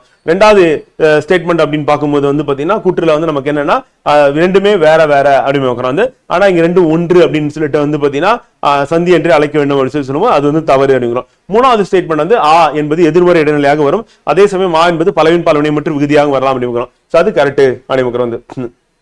அடுத்து கீழ்காணும் கூற்றையும் காரணத்தையும் ஆராய்ந்து சரியான விடையை தேர்ந்தெடு வந்து. இப்ப நின்றான் சொல்லை பிரிக்கும் போது அதில் விகாரம் என்னும் பகுபத உறுப்பு இடம்பெற்றுள்ளது. பகுதி, விகுதி, இடைநிலை ஆகியவை புணரும் போது அவற்றின் வடிவத்தில் ஏற்படும் மாற்றமே விகாரம் எனப்படும். இதில் நில் என்னும் பகுதியின் வந்து இல் இன் ஆக திரிந்துள்ளது வந்து. சோ பாப்போம் எக்ஸ்பிளனேஷன் வந்து பார்ப்போம். சோ நின்றான் என்ற சொல்லை வந்து பாத்தீங்கன்னா பிரிக்கும் போது நில் அப்படின்றது கூட்டல் இத்து கூட்டல் ஆண் அப்படின்னு பாக்குறோம். இந்த இல் அப்படின்றதா இன்னா வந்து மாறுது, இத்து வந்து இரா வந்து மாறுது அப்படிங்கிறோம். அப்ப நில் என்னும் பகுதியின் ஈற்று எழுத்தான இல் என்பது இன் ஆக திரிந்து வடிவ மாற்றம் பெற்றுள்ளது அப்படிங்கிறோம். சோ அப்ப அந்த இடத்துல வந்து பாத்தீங்கன்னா முதல்ல நம்ம சொன்னது வந்து ஸ்டேட்மெண்ட் வந்து பாத்தீங்கன்னா சரி அப்படிங்கிறோம். வந்து பகுபத உறுப்பு அது கரெக்ட் அப்படிங்கிறோம். இப்ப பகுதி, விகுதி, இடைநிலை ஆகிய புணரும் போது அவற்றின் வடிவத்தில் ஏற்படும் மாற்றமே விகாரம் அப்படின்னு நமக்கு பாக்குறோம். சோ அப்ப இதுல நில் என்னும் பகுதியின் இல் இன்னாக திரிந்துள்ளது அப்படிங்கிறோம். சோ அதுவும் சரி அப்படிங்கிறோம். எப்படி பிரிக்கிறோம் அப்படின்றத பாத்துட்டோம்னா அது வந்து சரியா தவறா அப்படின்றத நம்ம முடிவு பண்ணிடலாம். இப்ப நின்றான் வந்து நில் கூட்டல் இத்து கூட்டல் ஆண் அப்படின்னு பாக்குறோம். அந்த இல்ல வந்து இன்னா மாறுது, இத்து வந்து இரா மாறுது. அப்படி மாறுறதுனால நமக்கு நின்றான் அப்படின்னு சொல்லிட்டு மாறுது அப்படின்னு பாக்குறோம். இதுவும் வந்து என்னன்னா விகாரமா தான் மாறுது அப்படிங்கிறோம். அடுத்து புணர்ச்சியில அடுத்து செய்கிறான் அப்படின்னு பாக்குறோம். வணங்கிய, தகுவென், மகிழ்ச்சி வந்து. சோ அப்ப பட்டியல் வந்து பட்டியல் 2 வந்து மேட்ச் பண்ண சொல்லி சொல்றோம். இப்ப செய்கிறான் அப்படின்னும் போது வந்து கிர, கின்று, ஆணின்ற அப்படின்னு வந்துச்சுனாவே அது நிகழ்காலம் வந்து எங்க இருக்குன்னா வந்து இடைநிலையில வந்து இருக்கு, நிகழ்கால இடைநிலை வந்து. வணங்கிய அப்படின்னு பாக்குறோம். சோ இப்ப வணங்கிய அப்படின்னா உடம்போடு மெய் சந்தியா வந்து அது வந்து இருக்கு அப்படிங்கிறோம். உடம்போடு மெய் வந்து வணங்கிய வந்து. தகுவென் அப்படின்றது வந்து பாத்தீங்கன்னா சாரியை வந்து. மகிழ்ச்சி அப்படின்னு நிகழ்கால இடைநிலையா வந்து இருக்கு அப்படின்னு வந்து. சரி, பெயரிடநிலையா வந்து இருக்கு அப்படின்னு பாக்குறோம். சோ அப்ப மகிழ்ச்சி அப்படின்னு பெயரிடநிலை, அப்ப செய்கிறான் அப்படின்றது நிகழ்கால இடைநிலை அப்படின்னு வந்து. சோ இதுக்கான விளக்கம் அப்படின்றது வந்து பார்ப்போங்க. இப்ப செய்கிறான் அப்படின்னும் போது கிரு அப்படின்னு வந்துருச்சு, ஆனா நிகழ்கால இடைநிலையா வந்து இருக்கு. வணங்கிய அப்படின்னும் போது வணங்கு கூட்டல் இன் கூட்டல் ஈ அப்படின்னு பாக்குறோம். இதுல ஈ அப்படின்றது வந்து உடம்படு மெய் சந்தியா வந்து இருக்கு அப்படின்னு பாக்குறோம். அதான் தகுவென் அப்படின்னும் போது தரு கூட்டல் கூ கூட்டல் ஈவ் கூட்டல் என் அப்படின்னு பாக்குறோம். இதுல வந்து பகுதிக்கும் இடைநிலைக்கும் இடையில் வந்து பாத்தீங்கன்னா வரும் கூ அப்படின்றது வந்து சாரி அப்படின்னு பாக்குறோம். அப்ப தகுவென் அப்படின்றது இதுக்கு இடையில சாரி அப்படின்றது வந்து இருக்கு. மகிழ்ச்சி அப்படின்னா இதுல இச் அப்படின்பது பெயர் பகுபத்தில் வரும் பெயர் இடைநிலையா வந்து இருக்கு அப்படின்னு பாக்குறோம். சோ இந்த விளக்கத்தை அப்படி நீங்க பாத்துக்கிட்டீங்க அப்படின்னா வந்து அடுத்து கேட்கக்கூடிய கேள்விகளுக்கும் இதே மாதிரி நீங்க விடையில வச்சிடலாம் அப்படின்னு பாக்குறோம். சோ அப்ப இந்த இடத்துல வந்து நம்ம மேட்ச் த ஃபாலோயிங் வந்து போட்டிருக்கும் போது வந்து நமக்கு பெயர் இடைநிலையா வந்து இங்க என்ன இருக்குன்னா இச் இருக்கு.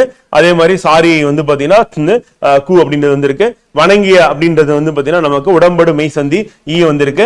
அந்த செய்கிறான் அப்படின்னும் போது வந்து இந்த கிர அப்படின்றது வந்து பாத்தீங்கன்னா நமக்கு நிகழ்கால இடைநிலையா வந்து இருக்கு அப்படின்னு வந்து. சோ அதை நம்ம நினைவில் வச்சுக்க வேண்டியதான். சோ ஓகேவா. சோ ஆன்சர் என்ன அப்படின்னா ஏக்கு வந்து ஆ 3 ஆ 1 ஈ 4 ஈ 2 அப்படின்னு வந்து.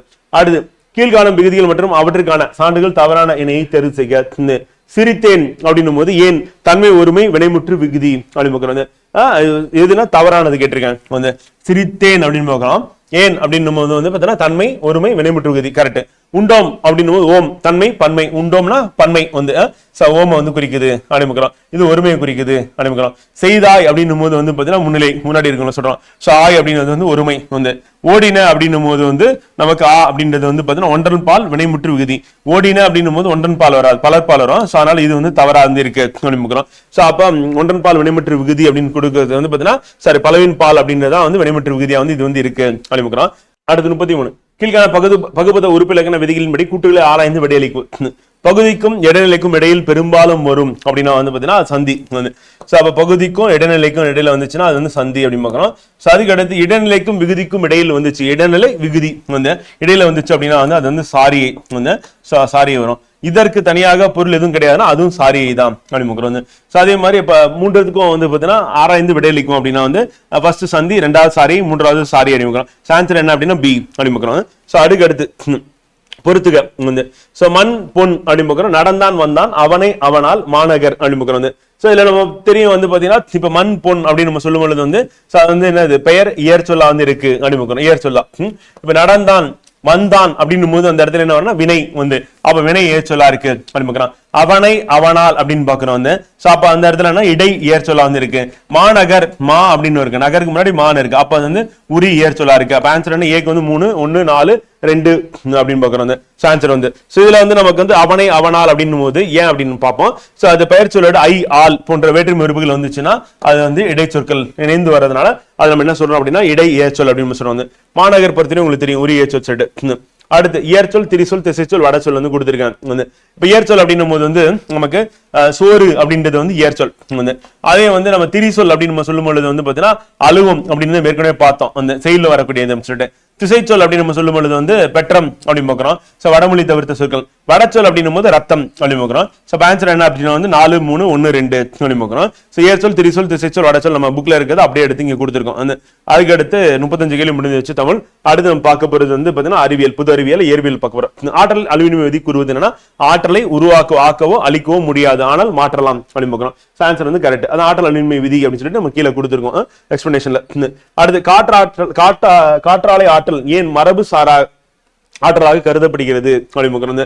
ஏன்னா மரபு சாராதது அப்படின்னு நம்ம சொல்லும் பொழுது வந்து பாத்தீங்கன்னா நான் கன்வென்ஷனல் சோர்ஸ் ஆஃப் எனர்ஜி அப்படின்னு சொல்றோம். அது காற்றாலை சுழற்றக்கூடியது, அது தண்ணீரை உயர்த்தவும் உதவும், ஏனெனில் அது மாசுபாட்டை உருவாக்காது, ஏனெனில் இது வழக்கத்தை விட மலிவானது அப்படின்னு. சோ கொடுத்திருக்கிற பெஸ்ட் மேட்ச் அப்படின்னா வந்து பாத்தீங்கன்னா மாசுபாட்டை உருவாக்காது, அதே நேரத்தில் மரபு சாராத ஆற்றல் மூலங்கள் அப்படின்னு பார்க்கும்போது இப்ப இருக்கிறது எல்லாமே வந்து பாத்தீங்கன்னா உதாரணத்துக்கு சூரிய ஒளி அப்படின்னு நம்ம சொல்லுவோம், அதுல இருந்து மின்னாற்றல் தயார் பண்றது, அவர் காற்று ஆற்றல் அப்படின்னு இதெல்லாம் வந்து மாசுபாட்டை உருவாக்காது அப்படிங்க. இப்ப ரீசெண்டா அதை நம்ம பயன்படுத்த ஆரம்பிச்சிருக்கோம். அதனால மரபு சாராதுன்னு பாக்குறோம். மாசுபாட்டை உருவாக்காது அப்படின்றது வந்து பாத்தீங்கன்னா இங்க இருக்கிறது பெஸ்ட் மேட்சா வந்து பாக்குறோம். மரபு சாரா ஆற்றல் மூலங்கள்லாம் ரீசெண்டா நம்ம யூஸ் பண்ண ஆரம்பிச்சது அப்படின்னு பாக்குறோம்.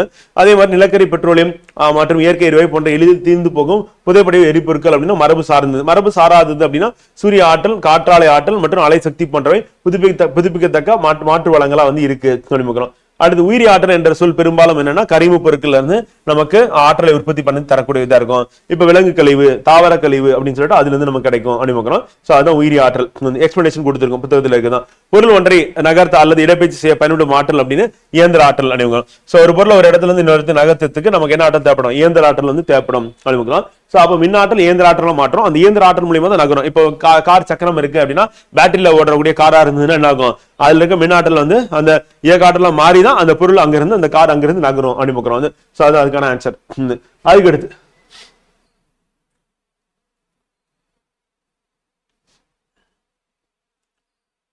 இப்ப இதுல வந்து நம்ம வந்து அந்த ஆப்ஷன்ல இருக்கிறதுல அதை பேஸ் பண்ணி நமக்கு ஆன்சர் கொடுத்திருக்கோம். இயந்திர ஆற்றல்னா என்ன அப்படின்னு சொல்லி கொடுத்திருக்கோம். இயக்காற்றல், நிலையாற்றல் அப்படின்றத சொல்லியிருக்கோம். அடுத்து பொறுத்துக்க மின்னியேற்றி, பளு தூக்குதல், உணவு, மின்கலன் அப்படின்னு வந்து. சோ அப்ப மின்னியேற்றி அப்படின்னும் போது இந்த இடத்துல அதுக்கு எதோட மேட்ச் பண்ணலாம், பளு தூக்குதல் அப்படின்னும் போது எதோட மேட்ச் பண்ணலாம், அதாவது உணவு, மின்கலன் அப்படி. அப்ப இதுல இருக்கக்கூடிய ஆற்றல் தான் அங்க கொடுத்திருக்காங்க. இப்ப இதுல வேதி ஆற்றல் அப்படின்னு பாக்குறோம், எந்திர ஆற்றல், மின் ஆற்றல், நிலையாற்றல் அப்படின்னு. இப்ப மினியேற்றி அப்படின்னும் போது நமக்கு என்ன ஆகும் அப்படின்னா வந்து எதை வந்து உற்பத்தி பண்ணக்கூடியதா இருக்கும், மினியேற்றி அப்படின்னு ஜெனரேட்டர் அப்படின்னு பாக்குறோம், மின்னாற்றலை உற்பத்தி பண்ணி நமக்கு தரக்கூடியதா வந்து இருக்கும் அப்படின்னு பாக்குறோம். ஒரு நிமிஷம். பெஸ்ட் மேட்ச் நம்ம வந்து ஈஸியானதுல இருந்து போவோம். இப்ப பளு தூக்குதல் அப்படின்னும் போது நம்ம பளு தூக்குதல் அப்படின்னு நம்ம சொல்லும் போது வந்து நமக்குள்ள இருக்கக்கூடிய அந்த ஆற்றல் என்ன ஆற்றலா வந்து இருக்கும், மேல வெயிட் லிஃப்டிங் வந்து பண்றோம், அப்ப வந்து நிலையாற்றல் தான் நமக்கு வந்து பளு தூக்குதல் காரணமா இருக்கும் அப்படிங்கிறோம். அதே மாதிரி உணவுல வந்து என்ன வகையான ஆற்றல் இருக்குன்னு வேதி ஆற்றல், அதுதான் வந்து நம்ம ஏடிபி அப்படின்னு வடிவத்துல நம்ம மைட்டோகாண்ட்ரியால உற்பத்தி செய்யப்படுகிறது அப்படிங்கிறோம். இப்ப மின்கலன் மின்னியற்றி அப்படின்னு இருக்கு. இப்ப மின்கலன் அப்படின்னு பார்க்கும்போது வந்து பாத்தீங்கன்னா அதுல இருந்து நமக்கு என்ன ஆற்றல் டைரக்டா வரும் அப்படின்னு வந்து பாத்தீங்கன்னா நமக்கு மின்னாற்றல் வந்து கிடைக்கும் மின்கலன் பேட்டரியில இருந்து. அப்ப 4க்கு வந்து 3. மின்னியற்றி அப்படின்னும் போது மின்சார உற்பத்தி பண்ணும். ஆனா இயந்திர ஆற்றலை தான் நம்ம என்ன பண்ணுது, ஜெனரேட்டர் அப்படின்றது வந்து பாத்தீங்கன்னா எந்திர ஆற்றல் தான் நமக்கு, இயந்திர ஆற்றல் மெக்கானிக்கல் எனர்ஜி தான் நமக்கு எலக்ட்ரிக்கல் எனர்ஜியா மாறுது. சோ அதன் அடிப்படையில் போகும்போது நம்ம 2. அப்ப நமக்கு ஈஸியா இருக்கிறத மேட்ச் பண்ணி அப்புறம் எதுக்கு எது அப்படின்னு சொல்லி பார்க்கலாம். சோ மின்னாற்றல் உற்பத்தி பண்ணோம் ஜெனரேட்டர், ஆனா மின்னியற்றி, ஆனா அது வந்து பாத்தீங்கன்னா இயக்க ஆற்றல தான், அந்த எந்திர ஆற்றல் தான் மின்னாற்றலா வந்து மாத்தோம் அப்படின்னு அவருடைய பாயிண்ட். சோ அதை நம்ம கீழே டேபிள் போட்டு கொடுத்துருக்கோம் நம்ம புத்தகத்தில் இருக்கிறது. அடுத்து 41. நமது உடலானது மின் அதிர்வை வெகு எளிதில் ஏற்றுக்கொள்கிறது. மின் அதிர்வுனா ஷாக், எலக்ட்ரிக் ஷாக். கரெக்ட் வந்து, ஏன்னா நம்ம உடம்பு வந்து பாத்தீங்கன்னா மின்சாரத்தை கடத்தும். காரணம் நம்ம உடம்புல என்ன இருக்குன்னா நீர் இருக்கு, அதே மாதிரி சால்ட் இருக்கு, ரெண்டுமே என்ன பண்ணா மின்சாரத்தை கடத்தக்கூடியது அப்படின்னு. அப்ப குட் கண்டக்டர் ஆஃப் எலக்ட்ரிசிட்டி, மனித உடலாம் நல்ல மின் கடத்தி, அதனால மின் அதிர்வு ஏற்றுக்கொள்கிறது. சோ ரெண்டுமே சரி அப்படின்னு. சோ அதுக்கான எக்ஸ்பிளனேஷன் அப்படின்றத நம்ம கொடுத்துருக்கோம். எப்படி மின்கம்பியில வந்து மின்சாரம் வந்து பாயுதோ அதே மாதிரி நம்ம உடலும் ஒரு கடத்தியா மாறி அதன் வழியானது மின்சாரம் வந்து பாயுது. உலர்ந்த நிலையில மனித தோலின் மின்தடை அப்படின்றது வந்து அதிகமா இருக்கு. அதே நீர் அப்படின்றது சேரும் பொழுது வந்து 60% இடையில நீர் தான் இருக்கு அப்படிங்கிறோம். அப்புறம் சோடியம் பொட்டாசியம் போன்ற மின் பகுதிகள் உப்புகள் வந்து நம்ம உடம்புல இருந்து இருக்கு அப்படிங்கிறோம். சோ அதனால என்ன ஆகுது அப்படின்னா வந்து நம்ம உடல் வந்து பாத்தீங்கன்னா மின்தடை குறைஞ்சிருது. அப்படி குறையதுனால மின்சாரத்தை நல்லா கடத்தக்கூடியதா வந்து இருக்கு அப்படிங்கிறோம். அடுத்து இந்த சிம் கார்டுகள், கணினிகள் மற்றும் ஏடிஎம் கார்டுகள் எதனால் உருவாக்கப்பட்டுள்ளன அப்படின்னு கேட்டிருக்காங்க. சோ அதுல என்ன பயன்படுத்துறோம் அப்படின்னா சிலிக்கான் மற்றும் ஜெர்மானியம் வந்து பயன்படுத்தப்படுகிறது. ஆன்சர் வந்து பி. நோட் பண்ணிக்கோங்க, அடிஷனல் பாயிண்ட்ஸ் நம்ம புத்தகத்துல இல்ல, நம்ம டெஸ்ட்ல கொடுத்திருக்கிறது. அடுத்து மின்சாரத்தின் வெப்ப விளைவை பாதிக்கும் காரணிகள் அல்லாதவை. மின்சாரத்தின் வெப்ப விளைவு அப்படின்னாவே நமக்கு என்ன தெரியணும் அப்படின்னா வந்து பாத்தீங்கன்னா நம்ம அந்த விதி வந்து தெரியணும், ஈக்குவேஷன் வந்து நம்ம தெரியணும். வந்து என்ன அப்படின்னா வந்து பாத்தீங்கன்னா அந்த மின்சாரத்தின் வெப்ப விளைவு அப்படின்னு H = சோ நம்ம ஹீட் அப்படின்றது வந்து நம்ம வந்து படிச்சிருப்போம். சோ அந்த விளைவு அப்படின்னு நம்ம ஞாபகம் வச்சுக்கிட்டோம் அப்படின்னா கரெக்டா இருக்கும். I² RT அப்படின்னு சொல்லிட்டு இந்த ஜூல்ஸ் லா ஆஃப் ஹீட்டிங் அப்படின்றது நம்ம நினைவில் வச்சுக்கணும். சோ ஜூல் வெப்ப விதியின் படி வந்து சோ அப்ப மின்னோட்டத்தின் வெப்ப விளைவு H = I² RT அப்படின்னு வந்து இப்ப இங்க என்ன கொடுத்திருக்காங்க பாருங்க, இந்த எலக்ட்ரிக் கரண்ட் அப்படின்னா வந்து நம்ம என்ன சொல்லுவோம்னா வந்து I² RT அப்படின்னு நம்ம சொல்றோம். வந்து சோ அப்ப மின்னோட்டம் அப்படின்னு நம்ம சொல்லும் பொழுது அது வந்து இருக்குமானா அது வந்து வெப்பத்துக்கு வந்து காரணமா இருக்கும்னா கண்டிப்பா அது வந்து காரணமா இருக்கும் அப்படின்னு. மின் தடை அப்படின்றது R, அதுவும் காரணமா இருக்கும். டைம் அப்படின்றது அதுவும் காரணமா இருக்கும். அப்ப H = I² RT அப்படின்னு பார்த்தோம். இப்ப இந்த I அப்படின்றதா மின்னோட்டம், அப்ப அது வெப்பத்துக்கு காரணமா இருக்கு. R அப்படின்றது மின்தடை, அதுவும் வெப்பத்துக்கு காரணமா இருக்கு அப்படிங்கிறோம். காலம், டைம் அப்படின்றது மின்னோட்டம் செலுத்தப்படும் நேரம், அதுவும் காரணமா இருக்கு. அப்ப அல்லாதவை எது அப்படின்னா இங்க கொடுத்திருக்கல, மின்னழுத்தம் வோல்டேஜ் அப்படிங்கிறோம். இந்த இடத்துல வோல்டேஜ்னா V வந்து அது இங்க வரல அப்படிங்கிறோம். அப்ப மின்னோட்டத்தின் வெப்ப விளைவு அப்படின்னும் போது வந்து ஜூல் வெப்ப விதியின்படி H = I² RT அப்படின்னும் போது I இருக்கு, R இருக்கு, T இருக்கு. அப்ப என்ன இல்லைன்னா மின்னழுத்தம் இல்ல அப்படின்னு சொல்லி பார்க்கணும். சோ அதை அப்படி நம்ம போட்டு போயிட வேண்டியதான். சோ அதை நம்ம இங்க கொடுத்துருக்கோம். வந்து ஜூல் வெப்ப விதி அப்படின்னு நம்ம எடுத்துக்கிட்டோம் அப்படின்னா வந்து கடத்தி வழியாக பாயும் மின்னோட்டம் அப்படின்னு பார்க்கணும். அது I பாயும் போது அங்க மின்னாற்றல் வெப்ப ஆற்றலாக மாற்றப்படுகிறது. ஜூல் வெப்ப விதியின்படி வந்து H = I² RT அப்படின்னு வந்து சோ அப்ப மின்தடை அப்படின்னு கடத்தில வந்து கண்டிப்பா இருக்கும். அது வந்து R அப்படின்னு நம்ம சொல்லுவோம். மின்னோட்டம் அப்படின்னு இருக்கு, அது ஐன்னு சொல்லுவோம். மின்னோட்டம் செலுத்தப்பட்ட நேரம் வந்து T அப்படின்னு நம்ம சொல்றோம். சோ மூணுமே இருக்கு. எது இல்ல அப்படின்னா மின்னழுத்தம் கிடையாது அப்படின்னு.